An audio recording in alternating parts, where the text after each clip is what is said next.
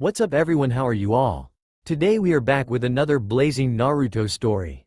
What if Naruto neglected by parents guilty? If you enjoy then please like, share and do comments. And also check the description to original creator of this beautiful creation. Iruka sensei really needs to get a girlfriend, thought one Naruto Namikaze, who was wearing a black tank top under a silver or gray sleeveless hoodie, black pants and ninja sandals. Our favorite silent blonde was currently sitting in his former academy classroom. I say former because a week ago, Naruto had completely passed the genin exams with average scores, which was beneficial for him. Right now, some of the newly appointed genins were mindlessly listening to Iruka's long speech about how proud he was of his former class while the rest of the teens were already had fallen asleep. Hey, did you hear? A mysterious guy captured Mizuki-sensei from trying to steal an important scroll, a girl murmured to her female seatmate, who in reply nodded her head. The two girls continued to gossip, trying to be quiet as much as possible but was unaware that someone had already heard them. Just right on above the girls, Naruto silently sighed and shook his head. He knew he should have been more careful. After passing the exam, he noticed that their other teacher, Mizuki, had been rather suspicious. The silver-haired instructor had been distracted all day, not by the exam but by something he had been formulating in his head. The blonde decided to spy on him and see what Mizuki was up to. He later found the instructor sneaking into the Hokage tower. As he watched quietly in the shadows, Naruto followed his target. After a minute of peace, the blonde spotted Mizuki running with a large scroll strapped on his back. He promptly followed the Chunin instructor into the woods and decided to end his plan. Mizuki didn't personally knew what happened, but all he could remember was that one minute he was speeding through the forest with the forbidden scroll on his back, feeling all superior, and the next thing he knew he was on the ground all beaten and bloodied with the obvious sign of his losing grip on consciousness. Everything went so fast and confusing that no one knew what had happened. Before the Anbu could arrive, Naruto had already left without any sign of evidence he was there on the scene. No one knew this, since no one would even care to look. But Naruto was deemed a perfect assassin. He was quick, stealthy, silent and unnoticeable. No one would see his attacks coming, not even a cage. The blonde's skills came from being neglected by his parents. At first, he thought it was impossible, but it seemed impossible things could turn possible, sometimes.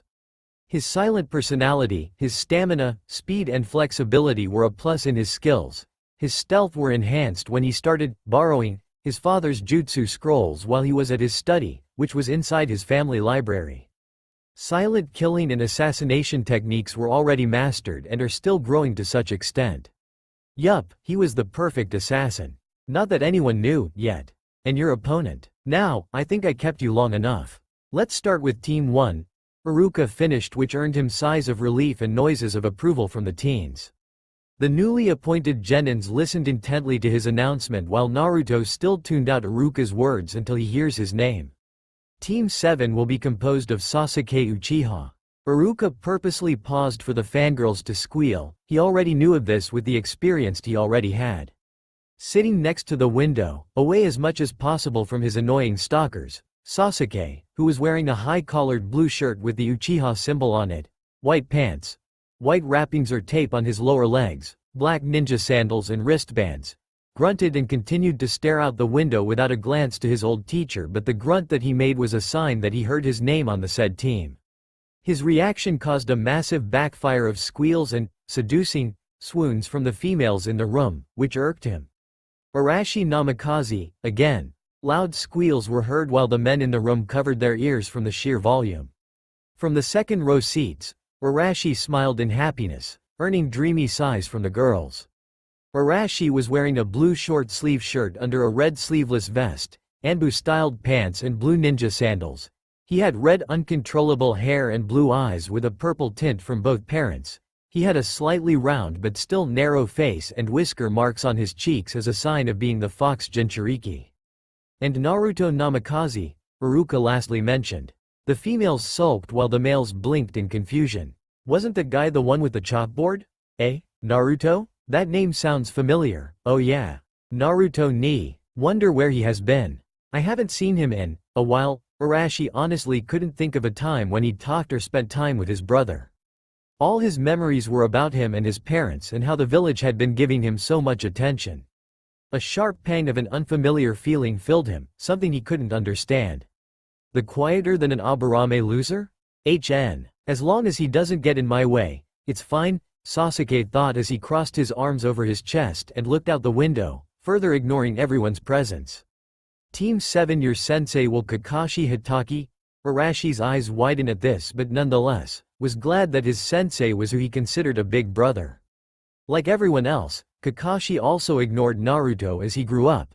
He favored his sensei's Jinchuriki son than the other. The Scarecrow Junin helped Arashi with his training as a sign of loyalty and gratefulness to his sensei for the things he had done, but subconsciously left his sensei's other child in a lonely void of happiness.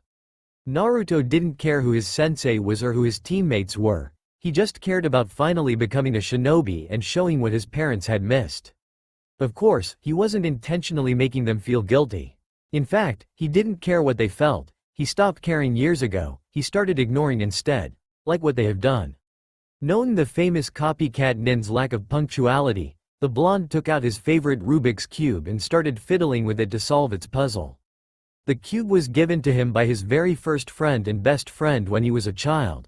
His friend wasn't from Konoha and was only there because of his father's important visit to an ally. Both became attached to each other since both had the same experience in a different angle. Naruto's friend once told him about his life back in their village. He was ignored and treated like a monster. His mother died and his father was rather cold to him. Indeed, both had a rough life, a reason why both are such good friends. Time passed and they begun to treat each other like brothers, but all things had to come to an end. His brother needed to go back home. With his father, they had no choice but to separate. It was hard to see your precious person leave, but knew they would see each other again. A few minutes later, the Junin instructors started to collect their teams. One by one, they left for their meeting until Team 7 was the only ones in the room. Patience was wearing thin for 2 of the 3 teens while the other quietly sat on his chair. 2 hours later and still no signs of their sensei. Arashi was about to yell in frustration when the door suddenly opened and revealed a man with gravity-defying silver hair. A half-face mask and his forehead protector tilted in an unusual angle that covered his left eye. The man's one visible eye lazily glanced over the 3 teens and spoke in a nonchalant voice. "Meet me on the roof in 5 minutes, he said and disappeared in a puff of smoke. The 3 genins were left to stare at the door for a few seconds, dumbly wondering what just happened. Sasuke snapped out of disbelief and stood up from his chair. Arashi did the same and walked over to the door before remembering something. "Hey, wait, what about Naruto ni?" He redhead glanced over to his brother's desk to find said person gone. Where did he go?" Arashi asked to himself, only to shrug and continued to make his way to the roof, feeling excited and pumped up. At the roof, Kakashi was casually leaning against the railing of the roof while Sasuke was sitting near the flight of stairs and Arashi was standing next to him. The silver-haired male's eyes curled as if he was smiling. He was about to start introductions when he noticed something. Where's the last one?" he wondered. The sound of something plastic turning was heard. They turned their heads to see Naruto sitting cross-legged on the floor near them. He was still occupied with the Rubik's Cube and his small chalkboard was lying next to him. "Oh, never mind. Anyway, why don't we start with introductions? Share things like your likes, dislikes, dream and hobbies. I'll go first. My name is Kakashi Hitaki. I don't feel like telling you my likes and dislikes. My hobbies are none of your business and my dream, well, you're still too young to know." Next, redhead, Kakashi introduced, sort of. All we learned was his name. The 3 genins' sweat dropped at the introduction but ignored it and proceeded. "I'm Arashi Namikaze. I like training, ramen, my family and cool new jutsus. I dislike arrogant and judgmental people. My hobbies are training with my parents and my dream is to follow my father's footsteps and become Hokage," Arashi announced loudly and pumped his fists up in the air with great enthusiasm. "Alright, now, Mr. Sunshine over there," Kakashi said, lazily pointing a finger to Sasuke's direction. The said Uchiha grunted in annoyance and glared at the Junin because of the nickname he gave him. "I am Sasuke Uchiha. I like a few things and I dislike many things. My hobbies are training and my dream. No, my ambition is to kill a certain traitor." Sasuke sneered at the last 2 words. This wasn't gone unnoticed. It caused Arashi to raise an eyebrow while Kakashi and Naruto unnoticeably shook their heads. This revenge thing is going to be taken too far, someday. I can already feel it, Kakashi and Naruto both thought. And lastly, silent type guy, Naruto simply puts down his Rubik's Cube and lifts his chalkboard. He scribbles some sentences and turns it to show them. My name is Naruto Namikaze, I like puzzles, books, music and training. I dislike self-centered and power-hungry fools, who only care about power, fame and fortune. My hobbies are reading books, training, listening to music and solving puzzles. My dream is to become a great and strong shinobi to protect the people I love. Kakashi nodded in understanding. He pushes himself off the railing and faces his new students. Okay, now that's done. Come to Training Ground 7 tomorrow at 8 o'clock sharp. Don't be late. Oh, and don't eat breakfast, you'll just throw them back up. Yeah, Kakashi informed and left via Shunshin. The three genins left after that and headed back to their respective homes. They were both excited and nervous for tomorrow, but they never knew what was coming. Kushina Namikaze, a beautiful and caring yet deadly woman, was happily humming as she sliced the vegetables for her and her family's dinner. Today was her precious son's team assignment day, and in a few moments, her beloved Sochi-kun will be arriving with the news of his new genin team. The redhead was feeling very proud of her son. Images of her child as one of Konoha's greatest shinobis swarmed in her mind. Her lips curled in a proud smile while tears of happiness escaped her eyes. Kushina was truly happy for her son, sniffing as she wiped the tears of happiness away and continued on with her cooking. The woman, who was dubbed as the red hot-blooded habanero, never knew that those tears of joy would soon be replaced with tears of sadness, guilt and shame. A knock at the door drew Kushina's attention. She wiped her hands on her clean kitchen towel and walked out of the kitchen to check who it was.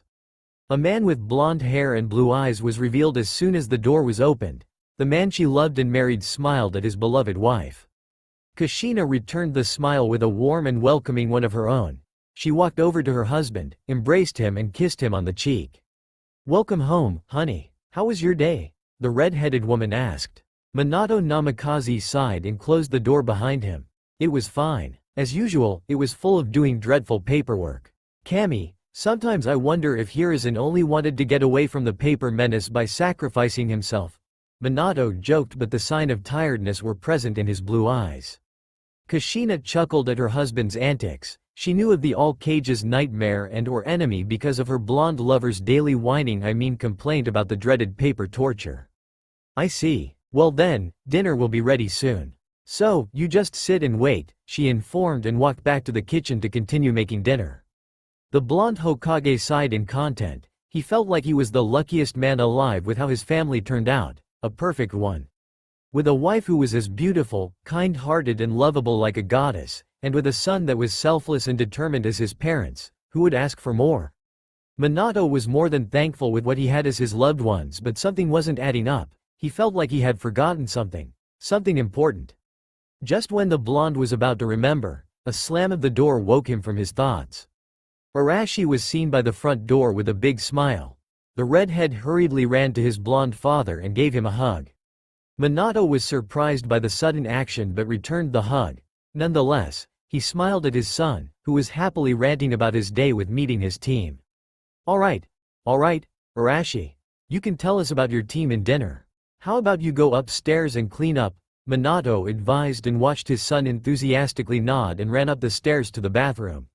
Minato-koi, it's time for dinner, Kushina softly exclaimed from the kitchen. The blonde Hokage nodded to himself. He got up from the couch he was sitting on while he was thinking and headed to the kitchen. A few seconds later, the couple was joined by their son. Welcome home, Arashi-kun. How was your day, Sochi? The red-headed woman asked while they sat down on the chairs. It was awesome, Ka-san. I met my team and I found out that Kakashi Ni is my new sensei, Arashi beamed. At the mention of the familiar name, Kushina narrows her eyes and glances over to her beloved husband, who was currently sweating bullets from the look his wife gave him. It wasn't a secret that Kakashi Hitaki is a pervert. If the small book with a "not for age below 18 feet" sign on the front that he always carry around wasn't proof enough, and like any other women, Kushina does not approve of perverts. Getting her innocent Arashi-kun tainted is the last thing she wants. Oh, really? Well then, you better do your best on your team missions, Sochi. It's dangerous out there, you know, the beautiful woman sternly said. Arashi grinned and gave his mother a thumbs up. Don't worry, Ka-san. I'll be fine. I'm a shinobi now, aren't I? The Jinchuriki reassured. Kushina just proudly smiled at his son, knowing her precious Sochi would be fine. He is her and Minato's son. The small family laughed and shared stories with each other about their days, not even noticing another figure, who had been there the entire time but had seemed to be invisible to them, sitting with them on the family table. Minato chuckled at his son's happy outbursts as they ate together. Kushina often giggled at the sight of her happy family and Arashi laughed as he shared dinner with his loved ones. An unfamiliar feeling shot through Arashi as he glanced at his father. Something about blonde hair and blue eyes filled his mind while his family glanced curiously and worriedly at him. The red-headed teen furrowed his eyebrows and his lips adopted a frown. He felt like he was forgetting something. Blonde hair and blue eyes. Oh, that's right. Nii-san has blonde hair and blue eyes like Two-san. Wait. Where is Nii-san? The red-headed Jinchuriki asked himself. Minato and Kushina glanced at each other in worry and reverted their attention back to their son. Son, is there something wrong? The blonde man asked as he laid his hand on his son's shoulder and squeezed it comfortably. Arashi broke out of his thoughts. He looked into his father's eyes and nodded. Yeah, I'm fine. I just thought of something, Arashi replied before he adopted a playful thinking pose. What is it then? Kushina softly questioned. Where's Nii-san? The redhead asked staring intently at his parents, who both froze in place. Images of a 5-year-old blonde boy flashed through both parents' eyes. Memories of scolding and ignoring the sweet innocent child played in their minds and a cute squeaky voice was heard as if imaginary. Ka-san, Two-san. Can you come with me to the park, now? Can you please teach me some cool ninja stuff like what you teach Arashi, Two-san? Ka-san, my cut hurts. Could you please treat my wound? Naruto, both parents thought with guilt and worry. Oh, no. Naruto-kun. Naruto-kun. Oh my god, Sochi-kun. I forgot about my Naruto-chan. Kushina panicked as she stood from her chair. Arashi stared at his mother with a raised eyebrow while Minato numbly stared off into space. The S-ranked female shinobi continued panicking, thinking that her poor son had been kidnapped or had run away because of their neglect, or even worse, he was already killed. Knock knock knock. The Namikaze family blinked. They turned their heads and found a blonde teen, who looked like he was around Arashi's age, staring back at them with blank eyes. He looked strangely alike Minato, except for his eyes, which were a couple shades lighter and paler complexion than they had. Kushina and Minato felt a sense of dread as they stared at the boy, not knowing what to do, utterly speechless. Why? Because this boy just sneaked up on 2 high-ranked shinobis without them even sensing his presence or chakra. Nii-san, where did you come from? Arashi exclaimed. Ever since this morning, the redhead had found his brother quite interesting. He awed at how his brother could go unnoticeably sneak up on one of the most alert people he knew.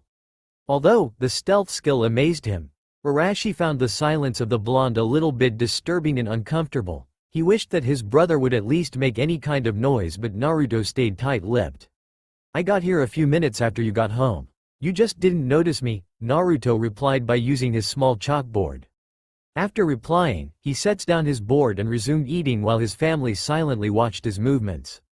Minato and Kushina saw the interaction and couldn't help but feel guilty for neglecting their child that resulted for him to be socially mute. A sharp, painful pang of regret and shame reached their hearts, thinking and reminding themselves that it was their fault. The couple weren't stupid, yes, stupid for abandoning their own child, but not stupid to be oblivious to the fact that they've missed a lot about their son. Soon, they predicted, more surprises would be revealed to them about their neglected son, and they're not that enthusiastic to know what they've ignored for so many years. From now on, regret and shame will always be following the Namikaze couple and will forever haunt them until they earned their son's trust back. Boy, this is going to be a big challenge. Or not. These two should really learn how to lay off from each other, Naruto thought as he watched his 2 teammates bicker like little girls fighting over the same plush doll or how fangirls fight over them. It was really immature. The 3 teenagers, even though the last one was still unnoticed, were all waiting for their sensei like yesterday, The red-headed Jinchuriki and the brooding raven's patience wore thin. But unlike last time, both decided to vent their annoyance on each other by throwing insults and harmless attacks, here and there. Baka, you don't even know how to give a good punch. How did you even come second before me? Sasuke taunted as he dodged a not-so-light punch from the blonde. Arashi gritted his teeth in anger. He knew his attacks weren't useless. He trained with his father, the Hokage, and his mother, an S-class shinobi, for God's sake. His punches were not weak. Your scores just came a little bit higher than mine, Teme.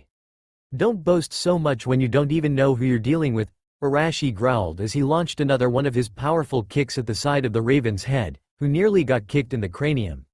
The two continued insulting and fighting while Naruto quietly sat on a tree branch and blankly watched the scene with a hint of amusement in his eyes.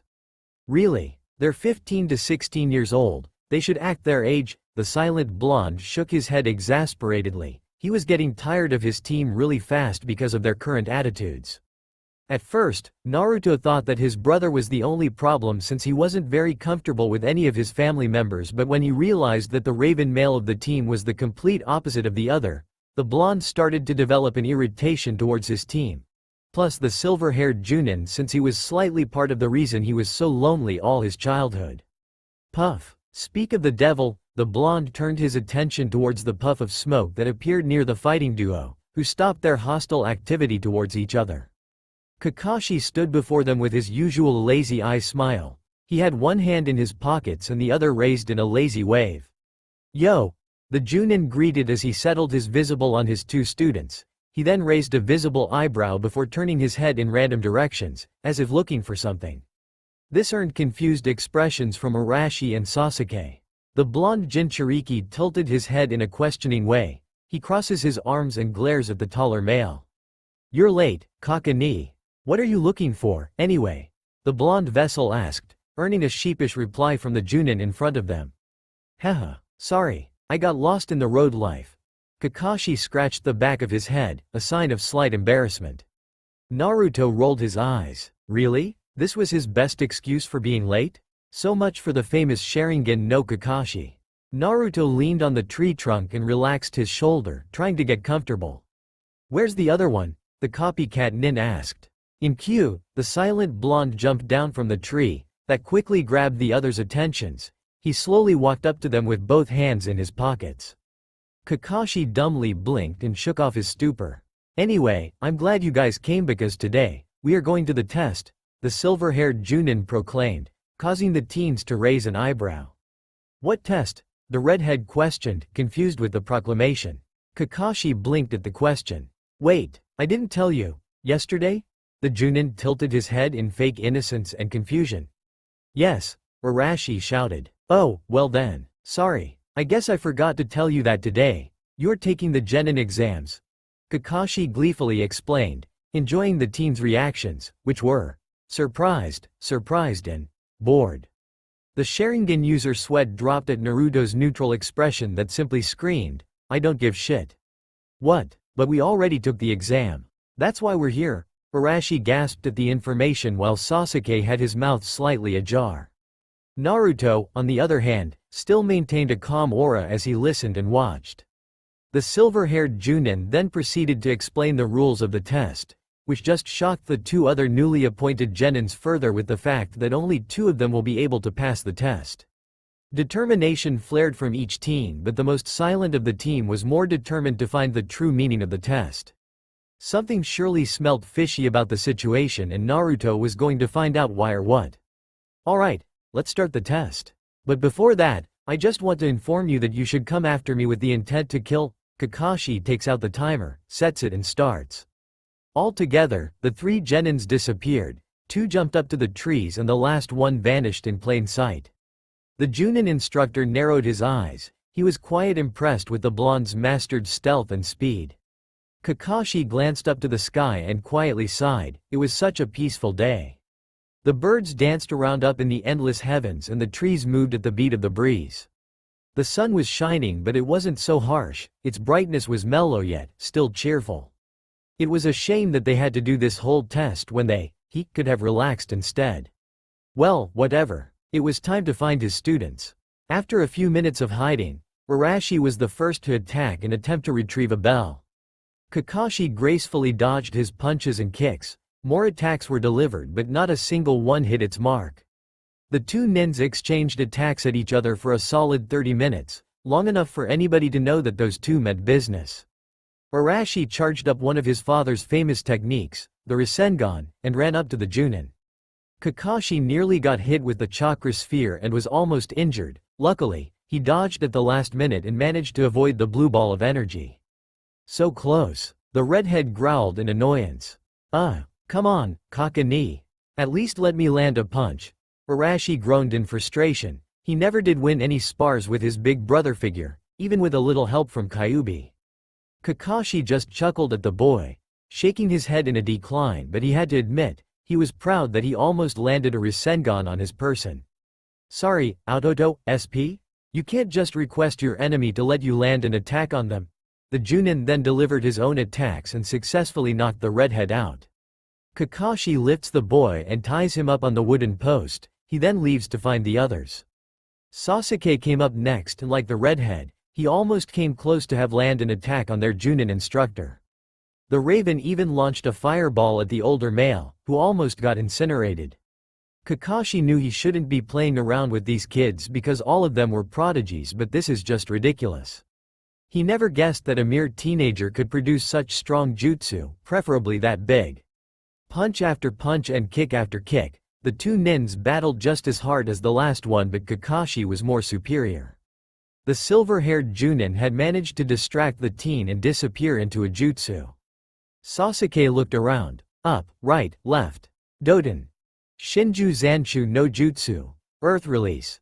Double suicide decapitation technique. Two hands bursts through the ground and grabs hold of the last surviving Uchiha by the ankle before swiftly pulling the body down to the ground until the neck and head were the only parts stinking out from the earthy trap. Sasuke squirmed and struggled just to get out of his prison, but to no avail, he remained partially buried. Hovering over the struggling Raven, Kakashi silently chuckled in amusement. Ah, yes, it was always fun seeing others' misery. He then turns around and walks away, setting off to find his last student. Meanwhile, two eerie glowing blue eyes shined through the shadows of the tree shades. No emotion was showed by the two gems, but minuscule traces of irritation could be spotted. Trained hands sped through a short series of hand signs before a puff of smoke appeared beside the figure. Another set of emotionless blue eyes shined through the thin smoke. The two figures nodded at each other before one of them left in silence. Sasuke grunted in annoyance and anger. He had been feeling more uncomfortable than before in his hard and dirty prison. Sweat was already trailing down his forehead and his breathing came into pants in exhaustion. Feeling tired, he stopped struggling and proceeded to take a feeling of a cool shade hovered over Sasuke's head. Looking up, he was met with blank blue eyes that he guessed could stare into your soul. The two blue orbs looked as if deep, yet closed-off oceans. It felt like even heartless monsters would stop and stare at those beautiful eyes. Realizing that he had been rudely and uncharacteristically staring, Sasuke shook off his stupor. He was about to ask the blonde why he was there when a small chalkboard blocked his view of the silent teen. You know, I could help you out of there and we can work together to get those bells. The brooding Avenger narrowed his eyes in annoyance. He believed that he, alone, can get one of those bells and pass. He didn't need anyone to hinder him or weigh him down of his plans. Sasuke scoffed and glared at his fellow teen in front of him. I don't need your help. I can get out of this and get a bell on my own. Now, leave me alone, Sasuke arrogantly stated, even though there was a small part of himself telling him to take the offer, but no, he decides to cling into his pride and never let go. Naruto felt this and sighed. Another of his special skills were feeling or hearing someone's inside voices. I didn't know what to call those small parts of ourselves, so I just called it inside voice. You know, those voices you hear when you're in situations that involves bad or good things. He didn't know how or why, but whatever. Pride and arrogance. Yup, that's what's going to end your existence, someday, Uchiha. I just wish you'd realize that Itachi only did what he needed to do before it's too late. Naruto mentally sighed as he left the Raven alone, partly buried in the ground. The blonde glanced up in the sky. He sighs. It looks like time is almost up. The test was almost over. Good thing he didn't have to worry about the bells. Time skip 1 hour. Arashi groggily woke to the sound of the rustling trees and the soft heat of the sun. He found himself tied to a wooden post with chakra-resisting binds. Struggling to free himself, the redhead squirmed and wiggled in place. The binds violently scraped his skin as he moved about, but he didn't mind, it would heal anyway. The faint sounds of footsteps was heard. Arashi glanced up to see his brother-like figure carrying something or someone on his shoulders. The figure seemed to be squirming as well. Upon closer inspection, the figure seemed to heavily tied up from bottom to top with the same binds he was in. Kakashi's eyes smiled at his Autoto before he gently laid the wiggling body next to the redhead. Arashi's eyes widened at the sight of Sasuke tied up with tape over his mouth to silence him. The raven just looked at him with pathetic eyes before it was covered by a fake harsh glare. "Alright, since none of you had, somehow, taken a single bell from me. You all fail," Kakashi announced while Ha watched his students panic. "What? But we've gotten close to the bells, isn't that good enough?" Arashi disbelievingly shouted with Sasuke mentally nodding in agreement. The older male just shrugged his shoulders. "Sorry, you had to steal the bells from me, not just merely touch it." The two Genin stares in shock at the Junin. Their chance of being one step closer to their ambition was burned to ashes until they find a way to rebuild it.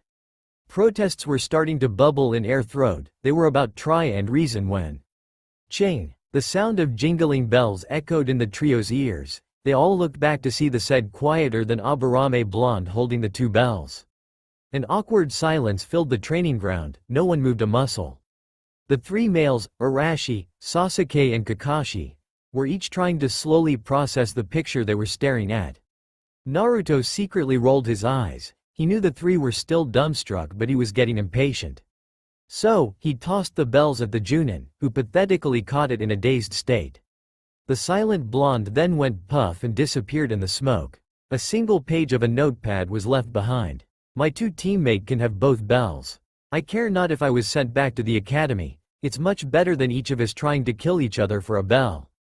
Although, I already figured out the test, it's about teamwork. You can decide if we pass or not, Hitaki-san." At this, Kakashi just blinked in confusion and suspicion. He then faces his two trapped students and proceeds to sheepishly rub the back of his head. "Well, it looks like you guys passed the test. Congratulations, cute little Genins. Our first mission will start tomorrow. Gather at the bridge at exactly 8 a.m. Don't be late." "Yeah," the Junin exclaimed before disappearing in a puff of smoke like the blonde teen. The two Genins stared unbelievably at the spot where their sensei was until Arashi whooped in joy and Sasuke sighed in relief. They were happy to pass, even though they weren't the one to cause so. Forgetting that they were both still tied up, they both celebrated in their own way.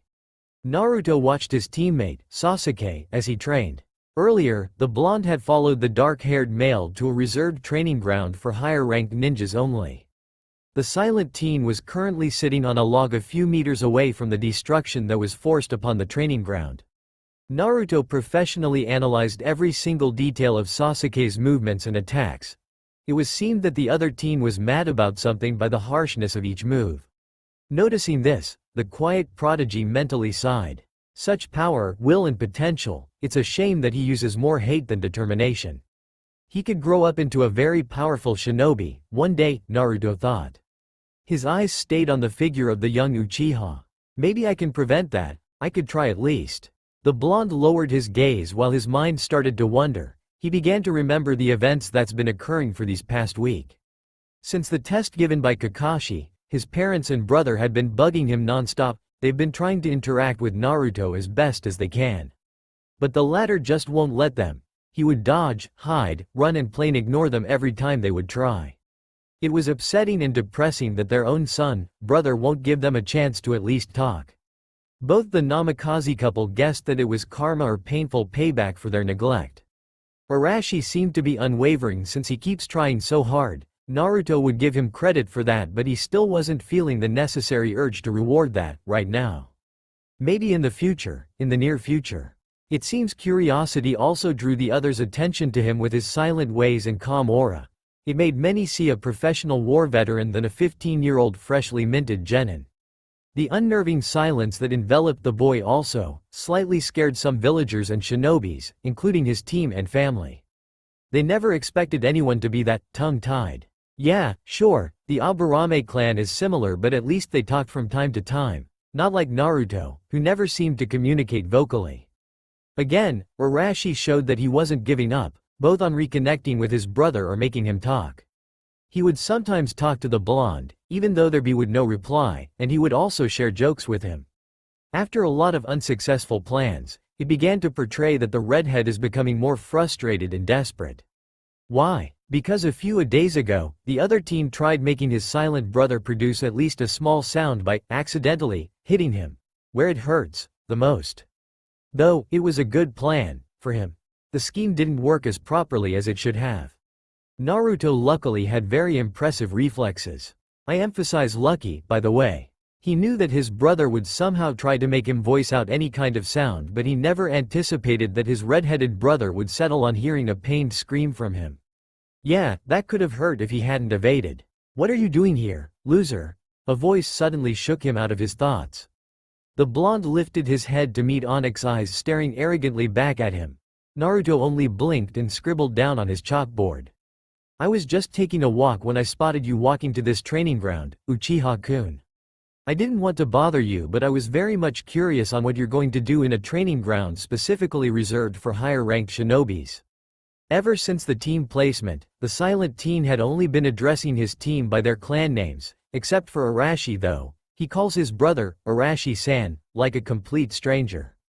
As for Kakashi, well, he only replaced san with sensei, which the silver-haired Junin ignored. Sasuke grunts and walks over to an undamaged tree. He sits under it to rest.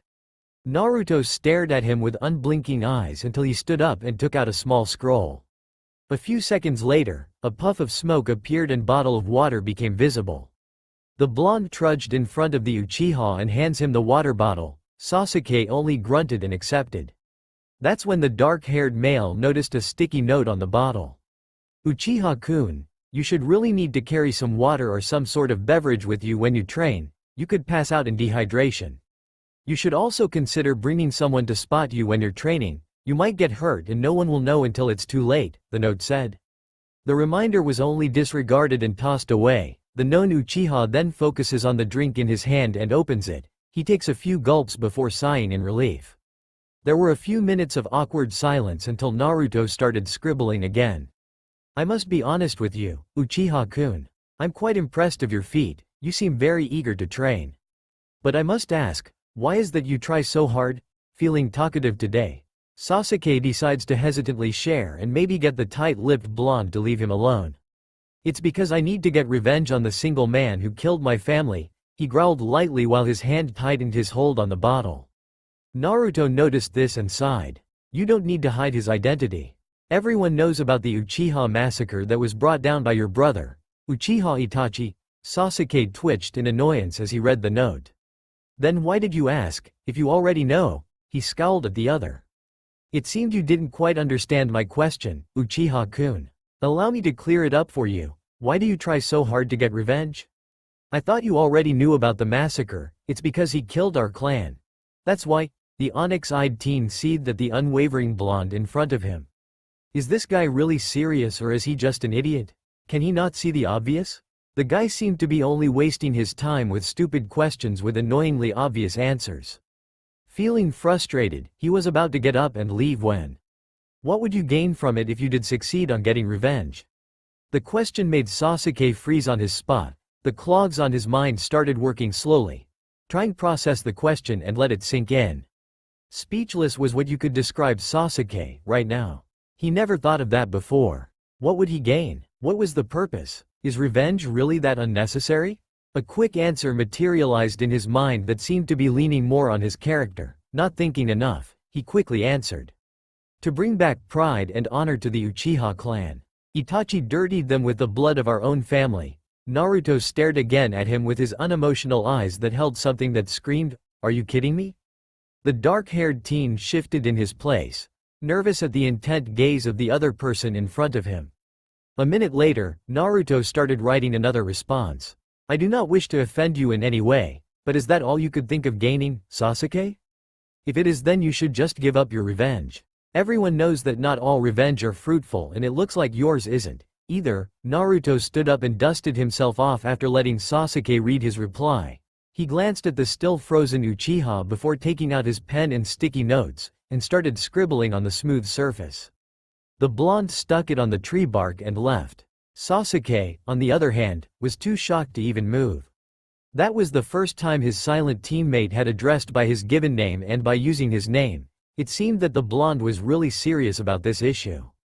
Blinking away the shock, he notices the sticky note on the tree and lifted himself up. He took the note and read it with full attention. "Think about it, Sasuke. I may not be a person who you completely know, but you can at least trust me when I say, think before you decide.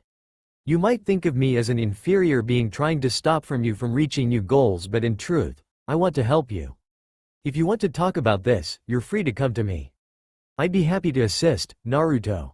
The young Uchiha sighed and weaved his hand through his raven locks. He really didn't know what to do. If he should trust what the other boys said or ignore it like he always do. Maybe that blonde was right. Maybe he should think about this before he decides. If he did need to think this over, then he can't do it alone.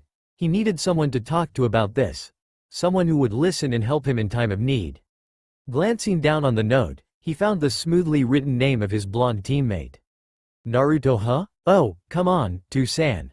Could you please give us a better mission than just catching that stupid cat? One scratch-covered Namikaze Arashi groaned in annoyance, flinching as he felt the minor wound sting painfully. Sasuke, who was standing behind the redhead with his arms folded in front of his chest, silently grunted and nodded in agreement. He, too, sported numerous wounds and scratches. Naruto continued with fiddling with his Rubik's Cube, not paying attention to the other people in the room at all. Minato's sweat dropped at the sight of his son and the young Uchiha's states. The blonde Hokage noticed that his silent son was the only one not covered in wounds, except for Kakashi. About an hour ago, Minato gave the team one of the hardest missions ever, catching Tora, the daimyo's wife's cat. It took hours just to track the demon cat from hell, and the method on how to catch the thing was more complicated than tracking it. How the hell did they catch the thing in such a short time? It would commonly take 3 hours. To-san! Arashi shouted directly at his father, causing said man to jump in his seat. Were you even listening? The redhead frowned and rested his hands on his hips. A mannerism he developed from his equally redheaded mother. The Hokage, father, gave a sheepish smile and scratched the back of his head in embarrassment. In the background, you could see Kakashi's exposed eye curve up with amusement. Sasuke roll his own pair of eyes at the display. And Naruto, well, being himself, had an indifferent look on his face. Sorry, I got a little distracted. Minato cleared his throat and continued. Anyway, about receiving a better mission. I think I can provide you with one, but I still don't think you're ready for this, he reasoned. The red-headed teen whined pathetically and resumed pleading to his father. The last Uchiha, on the other hand, glanced up to Kakashi with his onyx eyes filled with annoyance and a bit of hope. Kakashi caught the message and chuckled to himself. He slightly raised his gloved hand, drawing the attention towards him. Minato-sensei, I think my students are ready enough for, at least, a C-ranked mission. Besides, if anything goes downhill, I'll be there to help them, the Junin stated with confidence. The blonde Hokage looked a tad bit hesitant before he glanced at the teenage trio. All of them seemed to be sending off pleading looks at him, in their own way. Except for Naruto, though. He thought to himself, observing his blonde son direct his attention to the Rubik's Cube he was holding. In truth, the silver-haired man wanted to observe his team's skills in this mission. They've already showed some of their abilities in the Bell's test. All, excluding Naruto, that is. Other than the blonde's amazing stealth skills and maturity, Kakashi didn't know anything about Naruto. Minato sighed, took out a scroll and tossed it to Kakashi. Alright, I'll entrust you with a C-ranked mission, he said in defeat, causing the red-headed teen to whoop in joy and the raven-haired teen to smirk in triumph. While this was happening, the silent blonde just continued with fiddling with his cube. He mentally grinned at his father's lost. But, I want you to call for reinforcements, in case it gets too dangerous, the older blonde insisted. Oh, come on, Oto-san. It's just a C-ranked mission. What's the worst thing that can happen? Arashi cheerfully answered, folding his arms behind his head. Careful, Arashi. You must have just jinxed yourself. Naruto secretly rolled his eyes. The blonde Hokage shook his head before he sent his assistant to go fetch the client. The redhead in the group was visibly excited. He had a big grin on his face and his hands were clenched in hopes of calming down his racing heart. "So, Oto-san, what kind of—" The redhead was cut off when a man, clearly in his late 50s, comes in with a bottle of sake in his hand. The man surveyed the group before he spoke in a lightly slurred voice. "What the heck? I specifically asked for a group of ninjas, not a bunch of teenage ninja wannabes." Sasuke and Arashi developed a tick mark on their forehead. They both glared at the old man with anger and irritation. Kakashi was highly amused while Naruto was internally chuckling. The older man's eyes then fell on said blonde teen. He was about to criticize him, too, but the aura of a powerful shinobi was felt. The aged male stared at the teen, as if he had seen a strong hero. He smirked and outwardly laughed, which confused the other occupants in the room. "Well, I guess I shouldn't really underestimate the blonde Gaki, should I? Alright, I'll give this team a chance, Hokage-sama." "Mostly, the silent one," the man stated. The Hokage, Kakashi, Arashi and Sasuke were all confused and startled at the elder Mal's change of attitude towards Naruto, who continued playing with his cube. The quiet teen was very satisfied with the client's first impression of him, knowing well that the man had felt his aura that many were beginning to notice. "That is good to know, Tazuna-san. Everyone, this is Tazuna-san, he is your client. Your mission is to escort his back to his village in the Land of Waves, safely," Minato informed, releasing himself from his confused state. The team blinked and nodded in return. Kakashi handed each of them a scroll and told them to pack for tomorrow's mission. "Meet up at the north gate at exactly 7 o'clock, don't be late," the Junin reminded before puffing away to God knows where. Arashi left immediately as soon as they were dismissed with Sasuke following behind. The redhead ran back to the compound to pack for his first real mission while the raven-haired teen proceeded to his personal training ground. Tazuna then grunted and walked out of the office with a drunken sway, leaving the two blondes in the room. Minato watched as the client and the rest of the team left, except for Naruto, and glanced at his son. His eyebrows furrowed, watching as his silent son stood, motionless, near his desk. Naruto's head was slightly tilted forward, his hands in front of him, as if he was holding something. The Hokage's eyes lit up as he thought that maybe, just maybe, his neglected child has finally decided to talk to him. Unbearable happiness filled him at the thought of his son finally opening up and giving them a chance. Minato straightened his form and let his lips form a happy, joyful smile. "Naruto, do you want to talk about something?" "No, Hokage-sama, I was just about to take my leave. I apologize for rudely stating like this. I was just lost in thought." Naruto interrupted by showing his note that he wrote. He then politely bowed and made his way to the door. He grabbed the doorknob and was about to leave when Minato felt his patience snap and he abruptly stood up. "Why wouldn't just give us a chance, Naruto? Can't you see that we're trying? What else do you want us to do?" The blonde man shouted. His eyes were narrowed and anger was swelling up. But like a ton of bricks, realization hit him. Guilt filled him as he thought of screaming at his son. He was about to apologize when the teen faced him with his hair shadowing his eyes. A note flew towards him with the sentence that made him think. "I can see you try. Really, I do, and believe me, father, when I say, I appreciate your effort. But the thing is," Naruto lifted his head, displaying his steely blue eyes. Coldness and a little bit of anger shined in those sky-colored eyes. He then mouthed the words that made Minato's eyes widen and left the office without a trace. 5 figures quietly trudged on the dirt path. The group were all composed of males, 2 adults and 3 teens. These people were the Team 7 from the village of Konoha with their client, Tazuna. They were currently heading off to Nami no Kuni, or Wave Country, escorting the bridge builder to his home village. The team and the client traveled without any conversation of sorts. Sasuke was silently brooding, which sometimes was interrupted by the thought of his small argument with his blonde teammate. Arashi held a happy grin on his face while he practically skipped in excitement. Naruto walked beside the group. His eyes would often lazily survey the area they were in. Kakashi casually held his book in front of his face and Tazuna tried to hide his nervousness, which failed miserably considering that Naruto was there with him. Since he was really good with hiding and controlling his emotions, the blonde can professionally determine other people's feelings. The bridge builder was a gigantic, red target of uneasiness from Naruto's perspective. Nothing was helping the old man's attempt to keeping himself from appearing to be nervous. I know you're hiding something, Tazuna-san. And I have a feeling that we're going to find out what it is, soon, Naruto thought to himself, glancing at their client. After crossing a small wooden bridge, the silent teen noticed that they were nearing a puddle on the side of the road. A hint of chakra was found present on the puddle. Rain has not poured for weeks and the river was too far from the puddle to cause its origin. Too easy, Naruto got himself ready, his body tensed.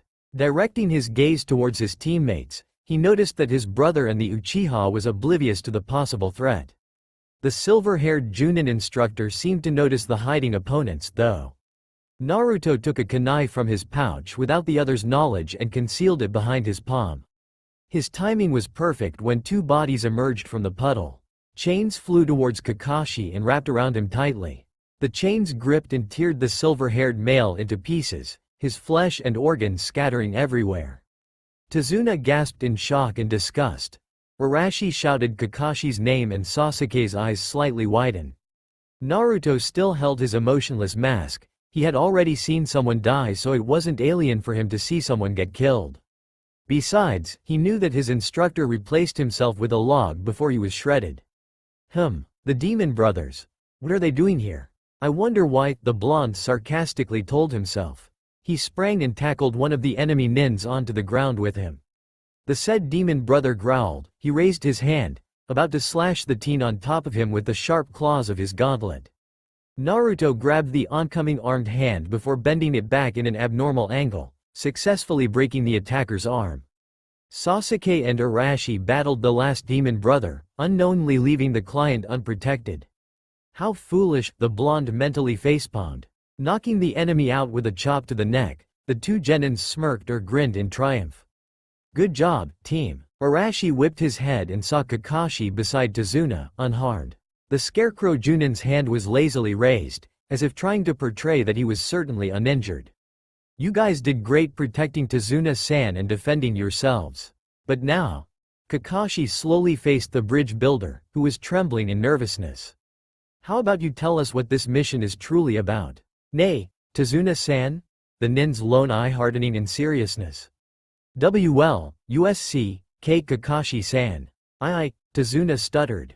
He was certainly scared of the outcome and he really needed help to save his village. At first, the bridge builder was hoping for a team of stronger ninjas, but when he received a genin team instead, he became terrified of what would happen. Now, since he had seen how the young group could manage, he felt relieved. But the problem now was convincing them to help. A tyrant has taken over your village and now, you need help to save your home. Was that what you were supposed to say, Tazuna-san? Naruto suddenly raises a medium-sized chalkboard from nowhere with a straight face. As if it was normal to take a chalkboard as big as his upper body out of thin air. Arashi yelped in surprise when he saw the chalkboard being carried by his brother. The other three males' sweat dropped at comical sight. Even though that statement on his board was serious, it was still a little funny. Snapping out of daze, Kakashi cleared his throat. Is that true, Tazuna-san? He asked.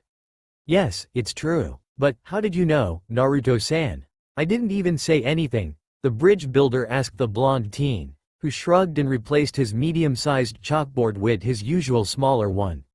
He scribbled down on the board and showed it to the others. I have my ways. The blonde's eyes glanced over to trembling demon brother that was hog-tied and whimpering. The rest of the group followed his line of sight and saw the quaking enemy nin. This earned different mental reactions. Wow, Ni-san makes a great interrogator. HN. The loser wasn't as useless as I thought. This kid could be seriously dangerous. Note to self, do not provoke or anger your blonde student. Anyway, this mission is too much for you to handle. We were only assigned for a C-ranked mission, but this turned out to be an A- rank. So, that means it's up to you three to decide if we should continue or not, Kakashi explained. Tazuna looked frantic and pleading to the three genins, inwardly begging them from his spot behind the silver-haired Junin. Arashi answers instantly as he clenched his hand in determination. He replied a confident, yes, before he mentally squealed at the thought of his first A-ranked mission. Sasuke smirked and nodded agreement to the redhead's response, confirming that he, too, wanted to continue their assignment. Naruto, on the other hand, thought of the possible pros and cons first before he answered. The bridge builder silently prayed to the heavens, pleading to Kami to let the quiet child agree. There could be many risks to this mission, mostly since technically we are still genins. One of us can get hurt or die in this mission. And if I disagree and give reason, maybe we can avoid continuing this hazard. What the hell? Might as well finish this shenanigan. What's there to lose? Thought Naruto before nodding, earning a sigh of relief from Tazuna. Kakashi shrugged at the decision. He was fully confident that his team could tackle the mission, anyway. Besides, he was there to protect them at any costs. So, nothing to worry about. Gazing at the hog-tied and unconscious demon brothers, he chuckled and agreed that his team would certainly be okay. As they continued to travel, the group never noticed two pairs of eyes following their movements before they vanished. Time skip. Arashi yawned and stretched his arms over his head. They have been waking for a while now and, still, nothing has happened yet. The redhead turned to his team and saw Naruto fiddling something in his hands. He then raised an eyebrow when he spotted a familiar puzzle cube in his brother's grasp. Didn't he already solve that thing? He asked himself. Looking over to the rest of the team, the red-headed Jinchuriki saw his raven-haired rival with the usual brooding look on his face.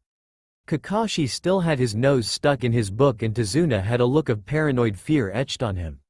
This is so boring, and I thought this was an A- ranked mission. Right at that moment, a rustle from the bushes was heard.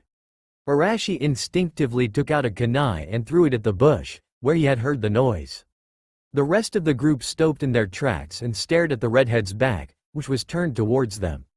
Pushing back the leaves to inspect the plant, the Jinchuriki saw a white rabbit shaking in fear. Their client released the breath he has been holding and let his body slack in relief. The young Uchiha scoffed and smirked arrogantly at his rival. Thanks for protecting us from a rabbit, Dobi, Sasuke mocked, earning a growl and an insult thrown back at him by the redhead. Naruto and the two older males watched as they verbally fought each other. The silent teen sighed in annoyance while he stared at the two teens. He rolled his shoulder to get rid the dull ache. He lets his senses take over, which enhanced his hearing and smell. As he listened to his surrounding, he heard the slight waver of the wind. A light swooshing sound reached his ears, causing him to straighten in interest. Weird, that sounds like A. His mind finally registering the familiar sound, the blonde's eyes widened. He was about to throw the thought of letting his team hearing his voice and shout for them to duck when Kakashi already beats him to it and tackled their client onto the ground. As they all ducked, a giant sword embedded itself on the nearest tree.